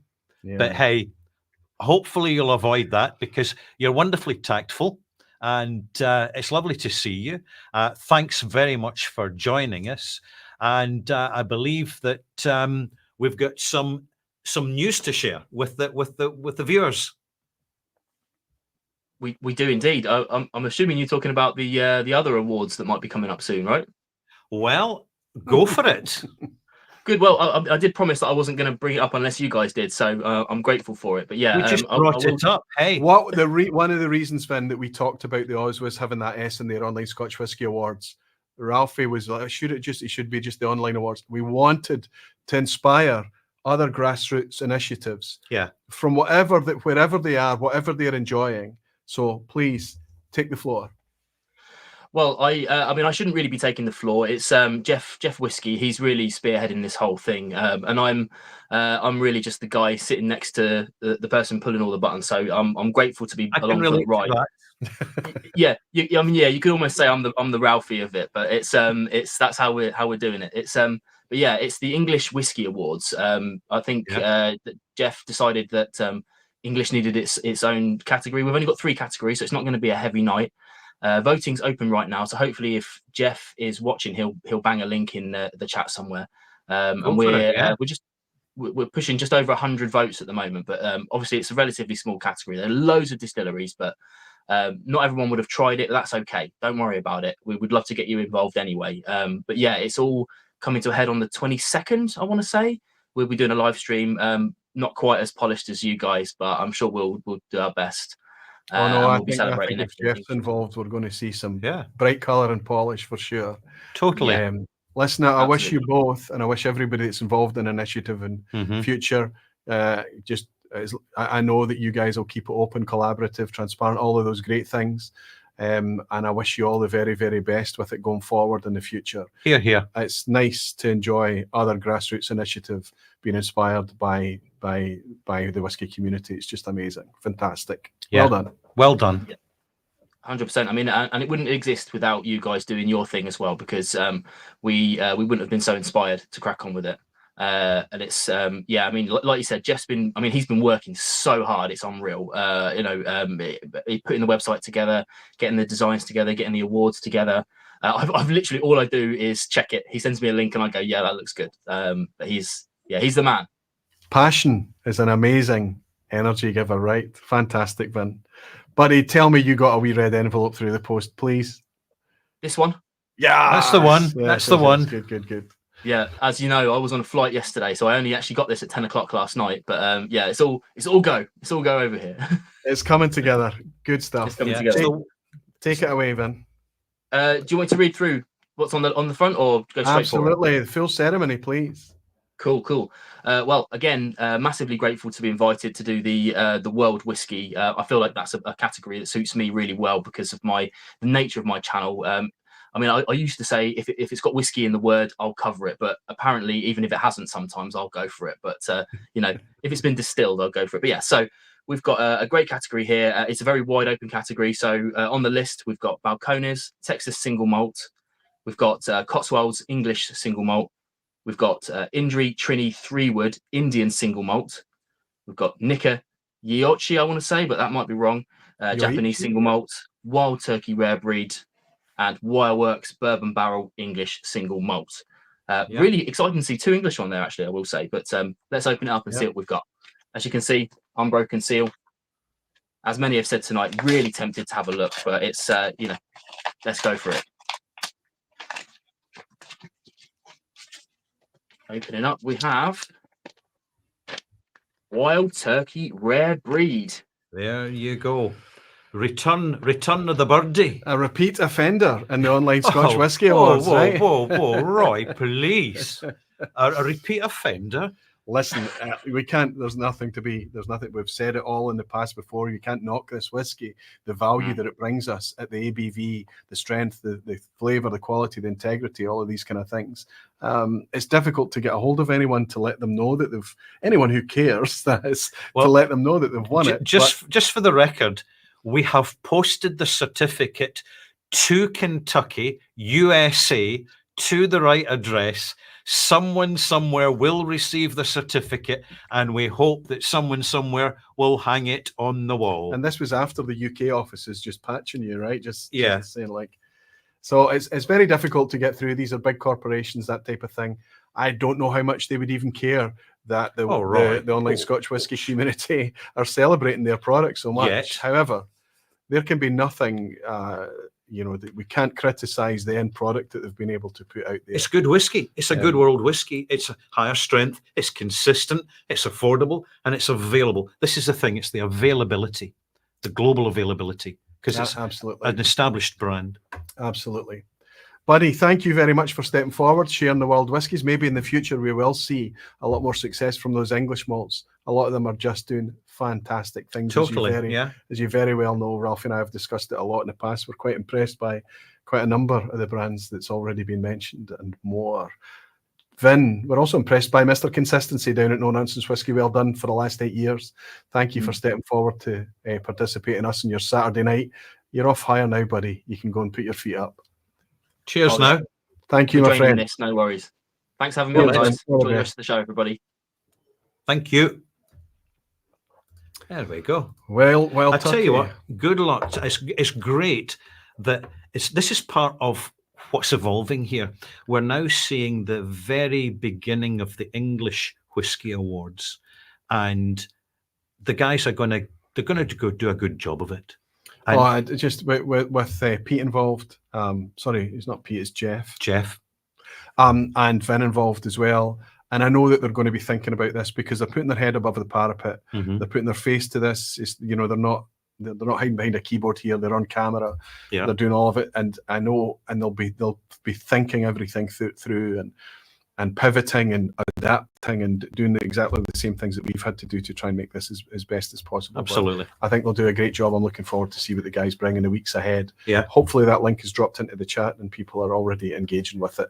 If I remember my homework well, I'll drop a link in the description box below. Yeah. For everyone that's picking this up on the replay, we appreciate you watching on the replay. Thank you all. We see you. Thank you. Okay, let's share with everyone then how that vote for the World Whiskies broke down in 2024. Again, almost a third no vote, Ralphie, because it's World Whiskey and this is the Scotch Whisky community speaking out. Still, 2/3 of them decided that they would step forward and place a vote. And in sixth place, we have Wireworks Bourbon Cask. This is still quite a it's not parochial, that's not fair to say at all, but it's not widely distributed yet. But the stuff coming out of White Peak Distillery, the Wireworks is the brand, just amazing. 10% of the vote, sixth place. Indri Trini smashed onto the scene 2 years ago. It's taken the world by storm. Quite amazing to see. Balcones Texas Single Malt. This is one of the very few kind of American single malts that's regularly available across Europe, and it's pretty fantastic. When you taste how delicious this can be, and then you look at the age statement measured in months on the back of the bottle, right? Yeah.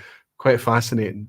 Cotswolds, fantastic position for them, position 3. Lovely Doing to great see them there. things, very well celebrated, and as Vin pointed out, 2 English distilleries in the running this year. Yes.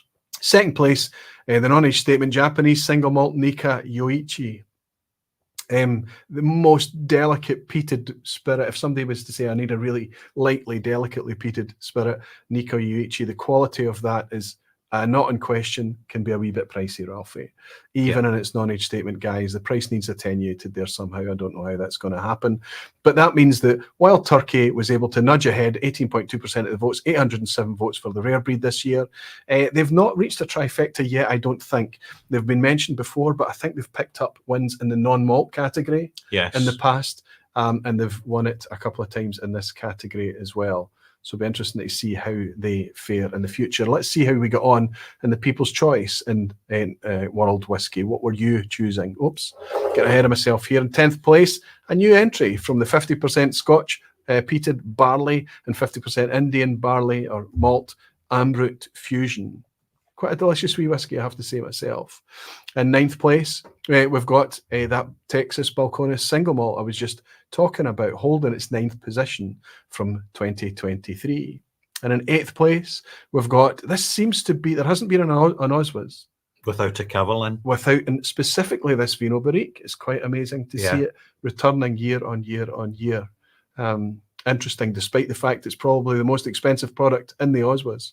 Here we have the Redbread 12 cask strength. It's already had a victory in the non-malt category, but we're seeing it appear in the People's Choice for World Whiskey coming in at number 7. Then we've got Indri's Trini 3-Wood, the one mentioned there, the one that was nominated this year. Slipped a wee bit because it's been beaten out by other things, including its sister product, which is the bourbon cask strength version of the same. Quite amazing to see that there. I've got some on the shelf over there and I'm enjoying it. And the one that's won the World Whiskey category this year is Wild Turkey's rare breed, can only make 4th place according to the People's Choice. I suspect what they're doing is they're putting the vote in there, but then they're choosing other things. Nika Yoichi, also in the nominations, actually comes ahead of it in the chart in the People's Choice. Number 2, people really celebrating that the English malt whiskey there, Cotswolds English Single malt, what can be number one? This is number one in the world whiskey category. This is amazing to me. Now, it's only managed by a nudge. The votes they tend to be very niche here, very small. Hopefully with the English Whiskey Awards and things like that coming on board, they'll be able to expose what these quality of these whiskies are in the future. I hope so. But you guys, the People's Choice, have put a very, very small distillery, a humble distillery in Derbyshire and Peak District. And I think that's where it is. At top pick. That speaks volumes for the quality of the product. That's endorsement for what they're doing. And it really is very telling, Roy, how quickly the wider online whiskey community pick up on new brands when they are getting it right, and they're out there vying for attention with a huge amount of competition, and particularly from the big corporations and their massive, massive marketing budgets. And yet, what kind of marketing budget do you think Wireworks has? Not a lot. They've got their product, they've got the content of their bottle, they're putting it out in the market, and it's being discovered. And I think that when we look at Wireworks, and I'm a big fan of Cotswolds, I think that they put a lot of whiskey out that's really well made at a very, accessible price, and they're establishing themselves very nicely. And the number of new distilleries, which we know Scotland, we know what to expect in Scotland, but from unusual locations in England, I think it's genuinely exciting, and it is a barometer as to the globalization of the whiskey experience for everybody. Absolutely, absolutely. Listen, we're going to, we've only got one more category to do now, but what we're going to do in a second is we're going to recognise, if you don't mind, if you'll indulge us for 1 or 2 minutes only, we're going to indulge Team OSWA shortly. Yeah. Hi folks, this is Eduardo from Hablando de Whiskey in Spain. I just wanted to thank you, Ralphie, thank you, Roy, for the new 2024 Online Scotch Whisky Awards. Thank you all voters and contributors, and enjoy, drink responsibly, and see you soon, guys. Bye-bye.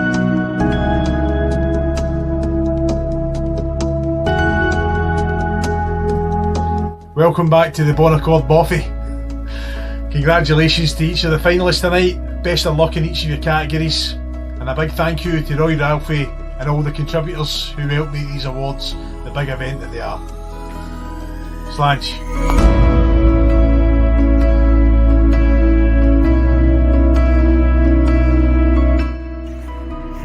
Take 500. On behalf of the internationally eclectic Dramface writing team, I want to wish everyone involved in the OSWAs 2024 the very best of luck. If you don't win, don't worry about it. There's always next year. And yeah, see you soon. Take care, everyone. Bye for now. Terrific, terrific.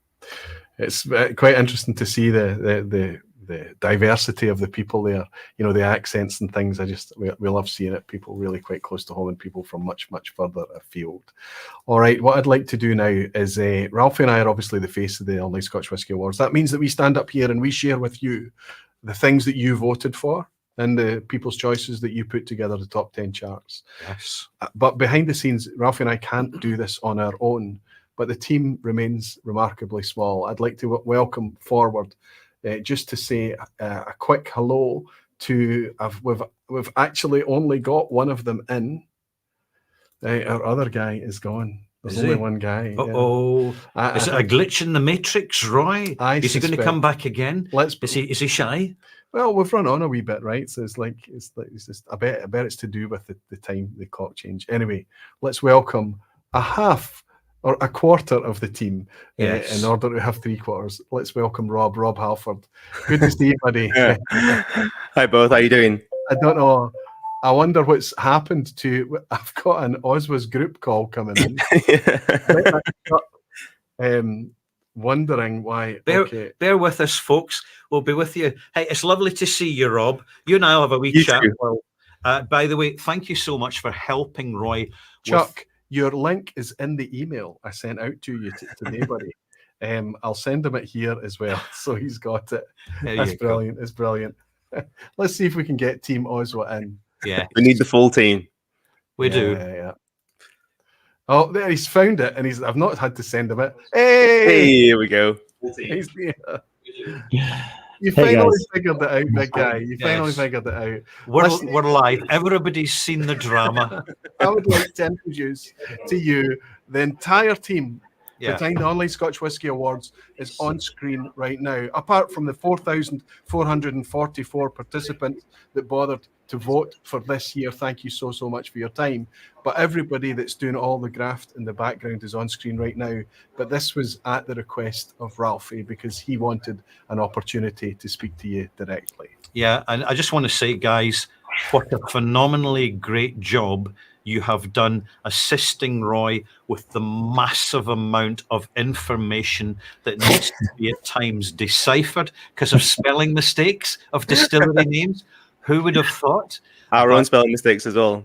Our own spelling mistakes. Occasionally. and also with the processing of and the delivery of the quality of Instagram and other social media publicity relating to the Online Scotch Whisky Awards. It's all very well for me. I can click like and a wee red heart on it. Maybe all counts. Leave a comment. You know how reticent I am at the best of times. But tell you what, both of you, you're absolutely invaluable in your contribution to make these awards work. And Roy and I are lovely. We're absolutely delighted to have you present so that the audience, our viewers, and the whiskey industry can see some of the guys who contribute to make this all happen. Well, thank you for inviting us. Thank you. I'd say, it's a pleasure. It's always a pleasure to work on the OSWAs, and thank you for inviting us as well. It means a lot, especially for me at least. It definitely means a lot, and I'm sure it does Chuck as well. But it's running our second year between the two of us. But I think, it's an absolute pleasure. I have to say, I'll just introduce the roles that both of these guys do. I stole them both from Dramface. They're still very active on Dramface, but once a year I get them involved in the Online Scotch Whisky Awards.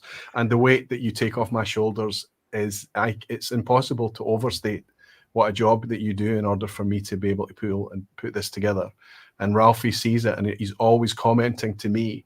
And I said, well, we need to get them on this time so that you can hear, so that they can hear the things that Ralfy's saying about it. Rob. So if you look at the OSWAs and something looks pretty, that's Rob. If something works well, that's Rob. If there's data needing cleaned, that's Rob.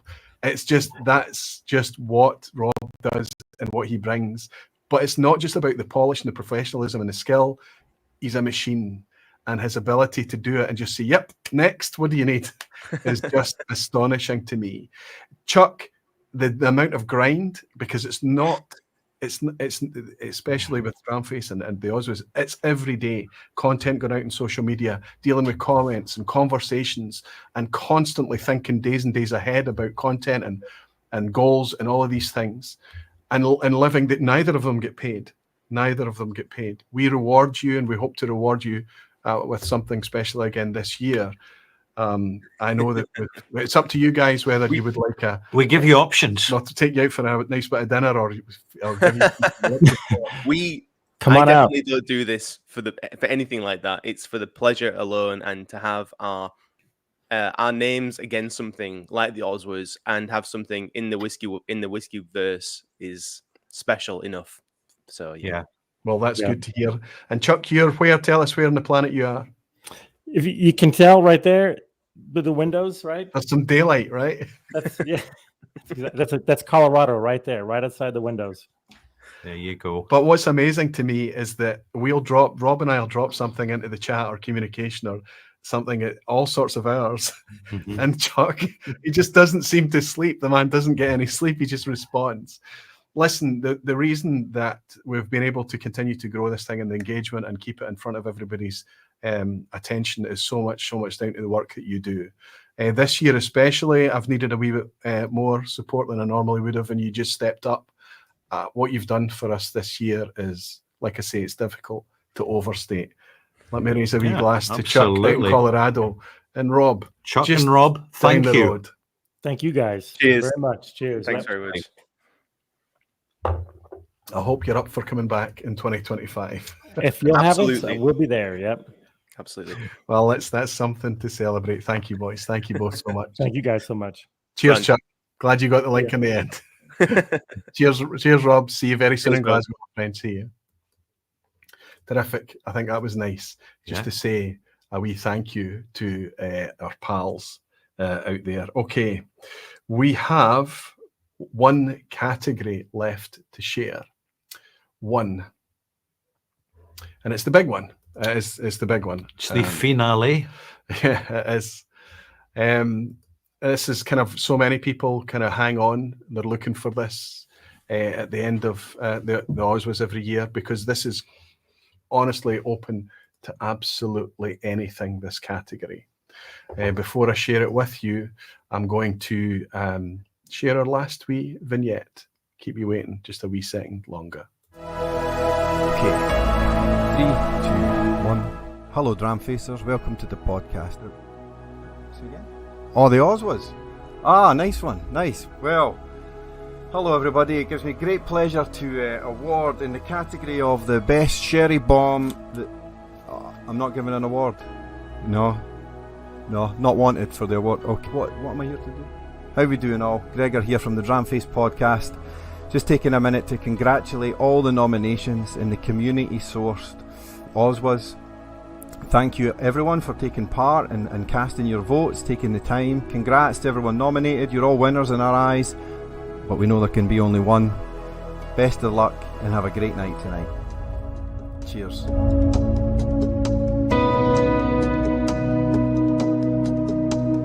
Hey, this is Scott with the Scotch Test Dummies, and a quick shout out to Ralphie and Roy organizing this online Scotch Whisky Awards, and a shout out to every one of you that partakes in this and helps out and makes this international, worldwide whiskey community what it is. Solange.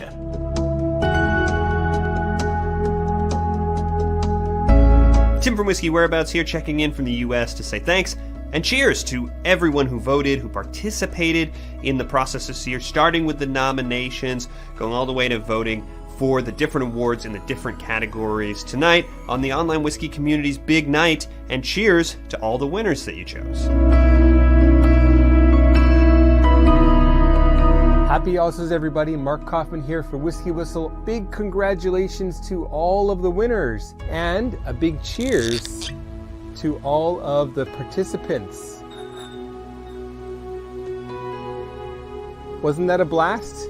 Cheers, everyone. See you next year. I'll see you next year. So finally, our final category is Best Scotch Whisky 2024, the one that everyone's been hanging on to see. Okay. We define this category as, well, it's wide open, but what we want this to be is something that's representative of the cream of the crop. This is just Scotch whisky. That's the only definition that we put on it. But what we're really looking for is for somebody to step up and bring us an example that's a fantastic example, an available example. It still has to adhere to the values of the OSWAs, attainability, quality, and value, but the best the category has to offer. In order to share what that is with us, I'm going to go all the way across to the opposite end of the planet. I don't know what time it is where he is, but I'm going to bring in Phil from First Fill Whiskey. Welcome, buddy. Welcome. Thank you for your patience. Thank you for your early rise, I suspect. Yeah. What time is it in New Zealand? It's actually 10 a.m. This is actually a great time. I'm feeling fresh. I've had 2 coffees. Great. So at 10 a.m. you've got 2 hours to wait until you can have a dram, though, right? So yeah. And we should say it's 10 a.m. on Sunday. Yeah. Okay. Yeah, it is. Amazing. Yeah. Phil, I'm going to pause. I'm going to go off piste a wee bit here, Ralphie, with your permission. This boy came onto the scene a couple of years ago. Yeah. He's been around there for a while. Bit of a faltered start. He wasn't sure. But more recently, he's really gone for it. Totally. You've seen the quality of the content that's coming out, right? Yes, I have. Phil, with channels like First Fill Whiskey coming forward on YouTube, you help the rising tide to lift the quality of the platform as a whole. The job that you're doing, the stuff that you're bringing out, the educational content, the professionalism of it, the research that you put into it is just fantastic. And really don't forget, Roy, all the editing. I wouldn't even start with that. I wouldn't even go there. When you've got a big red button, Ralphie, you don't need it. You don't need it. So, but you've got decades of whiskey knowledge that also takes a long time to build up. Yes, in there slowly for me. Well, and a few rants sprinkled in now and again. Yeah, it kind of all adds up. Yeah. So, I mean, congratulations on a very professionally delivered whiskey channel. You really are on top of the game and an absolute inspiration to anyone who is looking to start a whiskey channel. So good on you. Only great. Thanks, a lot of our Ralphie. stuff look really poor. That doesn't matter. We're over that. I will say, because I know you talked about like YouTubers being the ones having tech issues. Yeah. And also, I'm definitely going to be the one having the tech issues. But I will say I get nervous when I have one guest, but for you, Roy, to have how many guests have been on tonight? Like, you've pulled this off so well. This is well, we all need a wee it. bit of nerves. Ralph and I were talking about that before we went, and I think the day that we step up and we're not feeling it in our tummies, if we don't care about it, that's the time to kind of pass it on to somebody else. Phil, absolutely right. And it's the tech issues come with the layers of complexity, right? You're always chasing that improvement, and you just give yourself more trouble. Anyway, buddy, we just wanted to celebrate First Fill Whiskey for a wee minute. And thank you for stepping forward, especially so early in your Sunday morning. Phil, did a wee red envelope get anywhere close to New Zealand? It did. A pigeon arrived last night, just in time. Poor thing must be exhausted. You can see flew across the oceans. Smaller red envelope to go to New Zealand. Oh, I shouldn't open it yet, should I? No, not just yet. Yeah, we need please full ceremony, big guy. Then read out the nominations for us. Here we go. The nominations for the 2023 Online Scotch Whisky Awards in the category of Best Scotch Whiskies are as follows. Benromach Car Strength, Bunnahabhain 12-year-old Car Strength, Glen Scotia Victoriana, Lechag 18-year-old, Port Charlotte 10-year-old, and Springbank 10-year-old. Oh, just great whiskies. That's wrong, isn't it? Rightio. This is, by the way, just to interrupt briefly here. You've got last year's list. Oh no. And it's not your fault. It is not. Roy, don't run away just yet. Oh my God. You can't script this, by the way. Oh. So where do you get your jackets from, Ralphie? So what we'll do is if we hold up the list. No. What we're going to do is you're going to look at, by the power, we will retrieve this. Isn't technology wonderful? I got my messages open. And all. So what we're going to do is we're going to send you through, and I just hope that I've given you the right insert. Oh, yeah, true. I didn't even think about that. We need to fess up here, Phil, don't we? We need to fess up. But what we can do is you'll see a little asterisk next to the winner on that list that I should have sent you through. So what we did here, the reason that Phil's envelope is small and red is that I wanted Phil to come on and do this category, right? And it was the time for him. The last in the day for us is early enough. It means that the time works out for him. Wanted to celebrate him being part of the OSWAs. I want to celebrate what he's doing. But there's no way we can get a red envelope to New Zealand in time. No. So we send Phil the files to print out. He fudges it up with a wee locally sourced red envelope, and everything looks sweet. And it's all for the ceremony of it all. Unless you're like me and you send the wrong file. Last year's. Have you got WhatsApp up? I do. Has that worked for you? It has. It's got me the categories. I assume the winner is still correct. Right. The winner's got the little asterisk beside it, but you don't mention the winner until after. Got it. You've introduced all the nominations within the category of the 2024 Online Scotch Whisky Awards, but we're loving the drama. All right, we need the OSWAs to have a mistake in it, and we need it to be my mistake as well, right? So well, that helps, Roy. That's absolutely nice. So, all we have to do is we get to sit back and witness your best amateur dramatics acting and improvisation. I Please just saw the take it from the top. I just got to say, I saw the comments, people saying the awards took a year to get to New Zealand. That must be why. Ouch. So here we go. The nominations for the 2024 Online Scotch Whisky Awards in the category of Best Scotch Whisky are as follows: the Enoch, 24-year-old; the Ardnamurchan, Cask Strength; the Ben Romick, Cask Strength; the Bunnahabhain, Cask Strength; the Kilkerran, 16-year-old; and the Lechag, 18-year-old. All fantastic whiskies. What is going to be the winner for Best Scotch Whisky of 2024? Drum roll. Just building that tension out. Do it. The winner is the Bunnahabhain Cask Strength. There we go. Oh, thank you, Phil. Thank you, Phil. Thank you. It tells a tale that I'm not even blushing with such a cataclysmic mistake. Apologies to you, my friend. I definitely sent you the wrong file. I don't know when that was. It was yesterday or the day before or something. But it was during a period of extreme plate spinning. Yes, and busyness. Yeah. Amazing that it should happen. We've completely recovered. It's as if it never even happened, Roy. Oh, it's fine. It's absolutely fine. I'm not going to lose sleep over it. It's part of the thing. It's part of what we do. It's like the twist at the end of the movie. Everyone's glad they hung around. They got the twist. Or the people who dropped off, they missed out. The only thing that I'm embarrassed about is that it was you, Phil, that stepped forward. But somebody had to take it, and you've got the decorum and you've got the shoulders to do it. Thank you so much. You were exceptional in keeping your cool and composure, whilst Roy here started to get a touch of the sticky trembles. Here's the correct file. Oh, good. It's a fantastic whiskey, though. It's a great winner. It's absolutely a deserved winner. Listen, we're going to raise this glass to you down in New Zealand. We're going to thank you for everything that you've done and hope that you continue to do it, Phil. Thank you for indulging us here. Go off and enjoy the rest of your Sunday, my friend. Thanks for joining us. First Phil Whiskey, congratulations for everything you've achieved and well done. Cheers. You too. Thanks. And thanks everyone who voted. Now we can head over to Isla and we can head, I'm not sure where, and we know that one of them's on Isla. And we can welcome in. It's the Buna people. The master blender for Bunnahabhain, Julianne Fernandez. Julianne, I'm so sorry to keep you waiting for so long, but we're also going to welcome in your colleague as well from the distillery, Mr. David Brodie. Once more, David, apologies for keeping you so long on your Saturday night.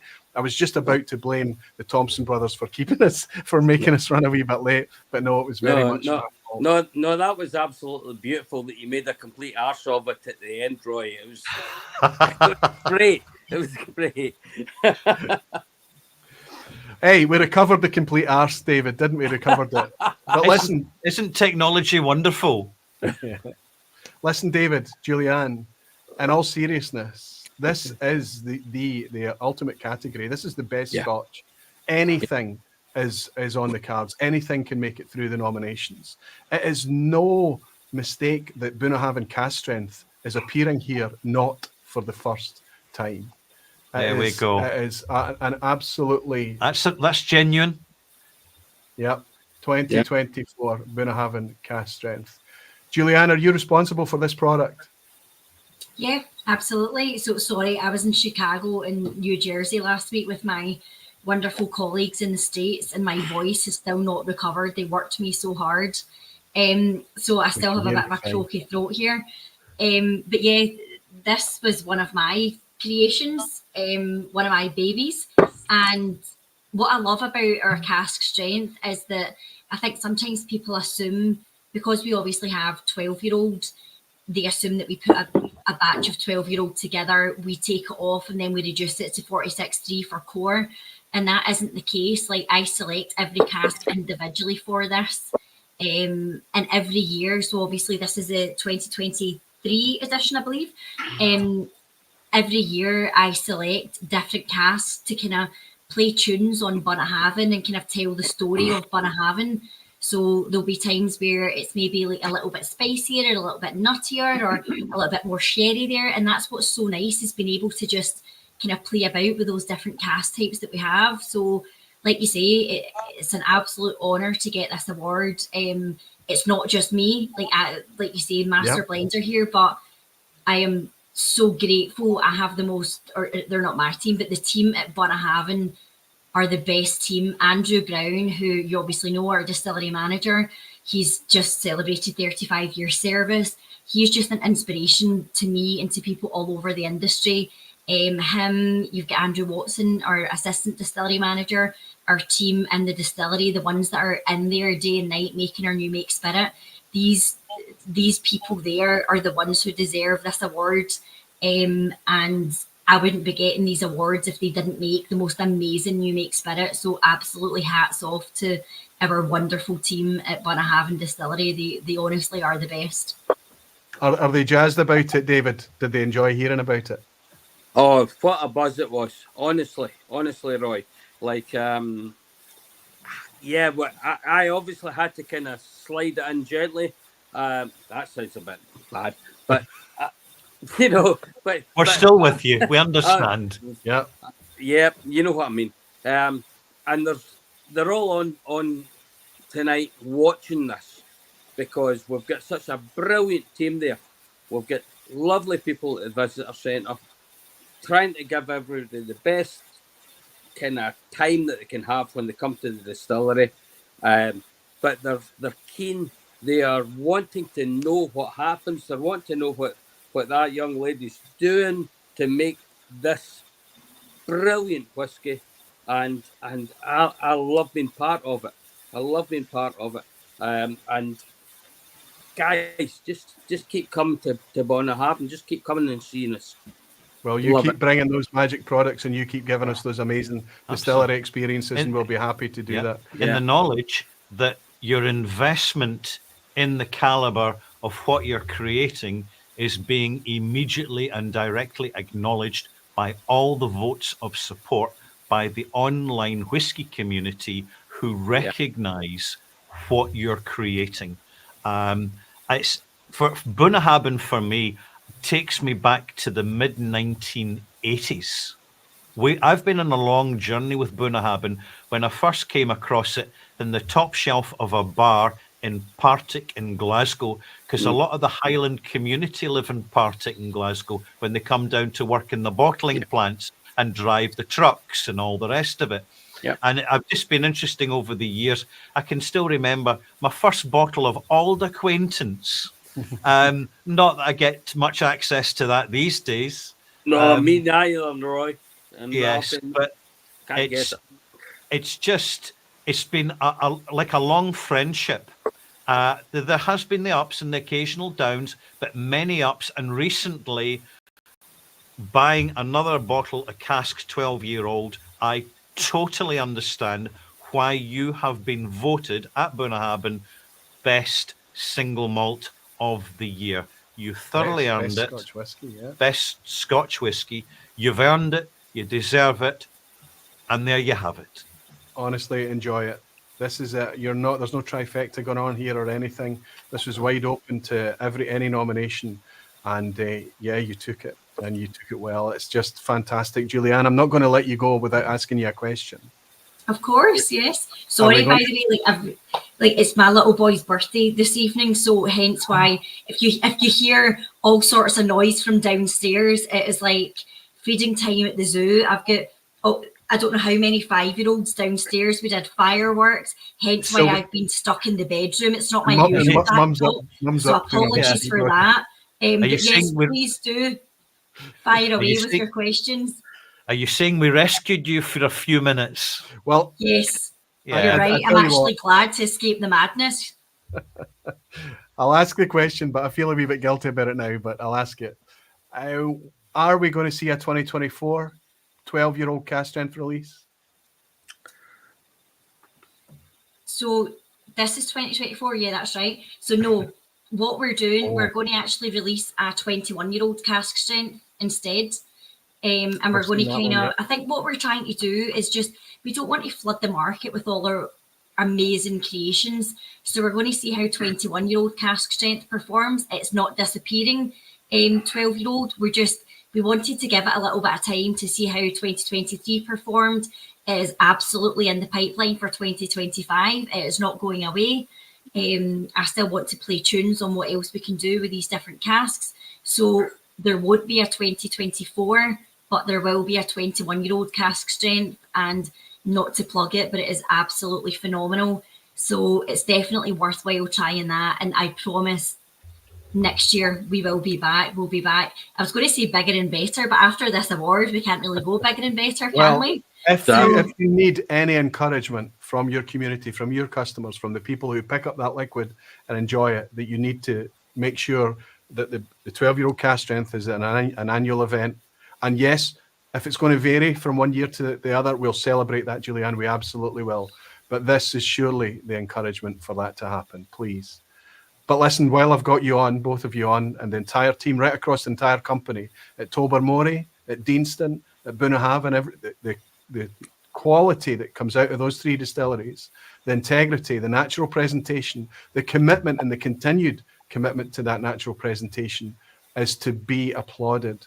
There is a reason that every single category that they're eligible for, you see those distilleries appearing in the People's Choice and the nominations, and in the general whiskey community discourse. You're doing great things and you're doing it right, honestly. Guys, Julianne, David, over on Isla, to you and the entire team there, congratulations. Congratulations, folks. Thank you so much. It's an absolute honour to receive the award, so thank you very much from everybody at the distillery. Thank you. You're welcome. You're very welcome. Now go back to your wee boy's birthday, Julianne. My goodness. David Brodie, I look forward to shaking your hand on Isla soon. Thank you for joining us tonight, both of you. Have a fantastic weekend and well done. Well deserved. And you, thank you so much. See ya. See you now. And there we have it. Phew. The only thing to tell you is how the vote broke down for the last category. Let's see if I can get through this without making a right. As David said, we're doing fine. We're doing fine. An arse of it. No, we're doing absolutely fine. It's no problem. Okay. The breakdown for the votes, very high participation here. Only 12% of people decided to skip this one. Very high engagement. Anok 24, probably most expensive in this category, but still a great value product for a 24-year-old coming in at 6th Superb place. whiskey. Yeah, superb. Benromac cask strength, really, really a fan favourite. An absolute torchbearer for the entire region of Speyside, I would say. Yes. Just a terrific bottle of whiskey. Coming in 5th place. Ardnamurchan cask strength. Again, we see that Ardnamurchan name popping up again. The community's decided in the voting system to give the percentage of their votes to put them in 4th place. In 3rd place, we've got Lechick's 18-year-old. And that's been my whiskey of the year. Love the stuff. It's still good value, honestly, in current market conditions. It's getting close to that triple figure point. But again, a sister product from Bunnahabhain and great, great stuff.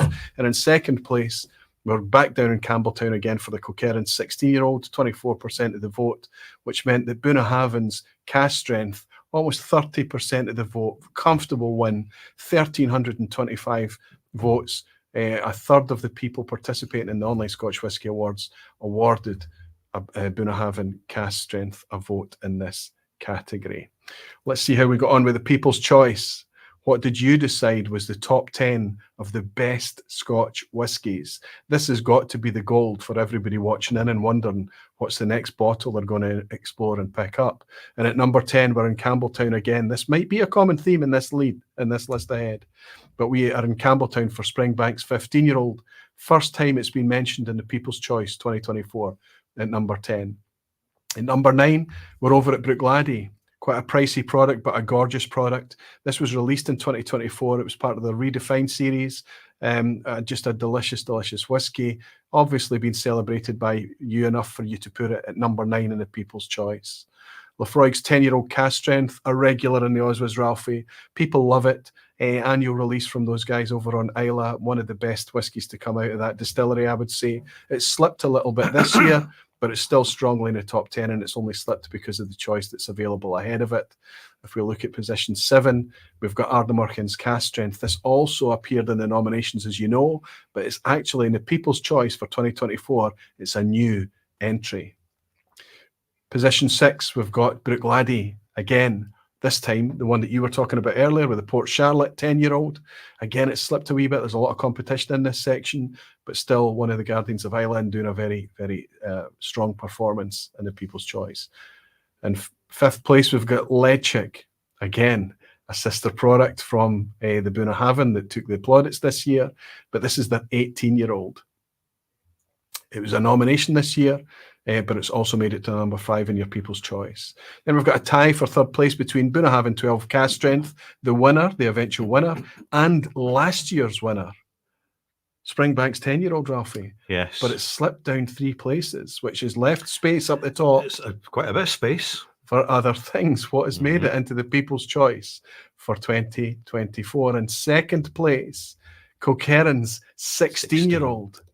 That's because of how good the 2023 was and how good the follow-up in 2024 was. I suspect it was celebrated last year in position 4, I think, but it's jumped to, 2 places jump to make it in 2nd place. 16 is a very good age for Kilkerran. Good age for Scotch whisky, yeah. And for all the range, the ages, the age statements, they work. But 16 seems to be a golden spot for this brand. Yep, the sweet spot for whiskey. So where does that leave us for number 1, Ralphie? Oh, well, right, People's Choice in 2024 is another Campbelltown. Yeah. Really, really difficult to get a hold of, but let me tell you, in 2024, I walked in casually to Good Spirits Company in Glasgow, and there, sitting on the shelf, I couldn't believe it, was a Springbank 12-year-old Cask Strength. What did I do? You bought it because it was a decent price. Of course, it was Good Spirits Company, and of course it was there. I bought it on site. It's been so long since I've seen it. Listen, I know that there's so many things in the People's Choice, especially in this category at the end, is going to be tricky things for you to get hold of. There are 3 Springbanks in this list, and there's a Glengyle in the list as well. It's the way of it. It doesn't mean that these whiskies are not made in decent volumes. It doesn't mean that they are not deserving of your praise or of our praise. They still make it in there. Remember that these are not Ralphie and I's votes. This is Ralphie and I sharing the votes with you. The diversity in this category at the end is off the scale. It's impossible for any one whiskey to get 100, 200, 300 votes like in other categories, because the sheer choice that we have today is absolutely huge. And I just add, if you were just starting out in whiskey and you're gaining a bit of experience, just take a screen grab of the People's Choice. And if you were to start buying those bottles, if you can get a hold of them, can't go wrong. You cannot go wrong. You've got an absolutely who's who and what's what of single malt Scotch whisky, which is exceptional.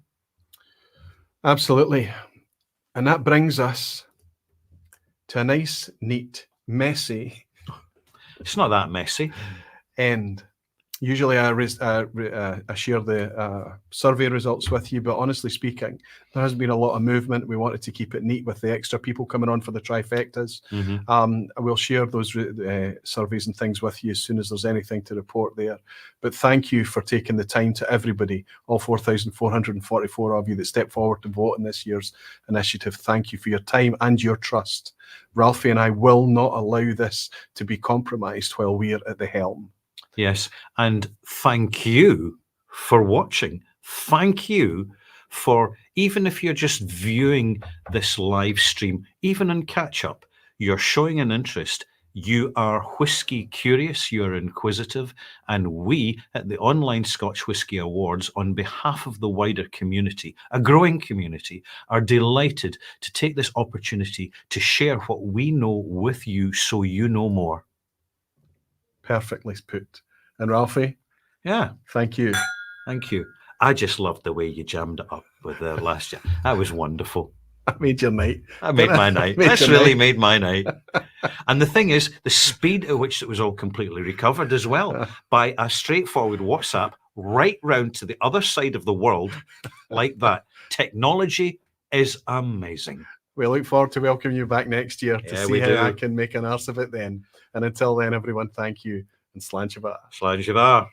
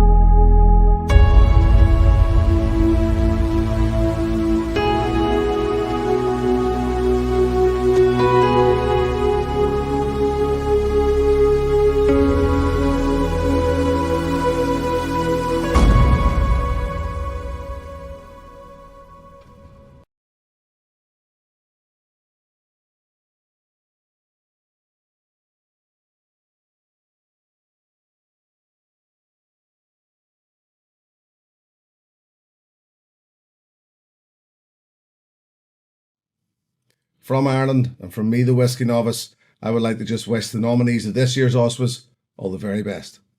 Sláinte.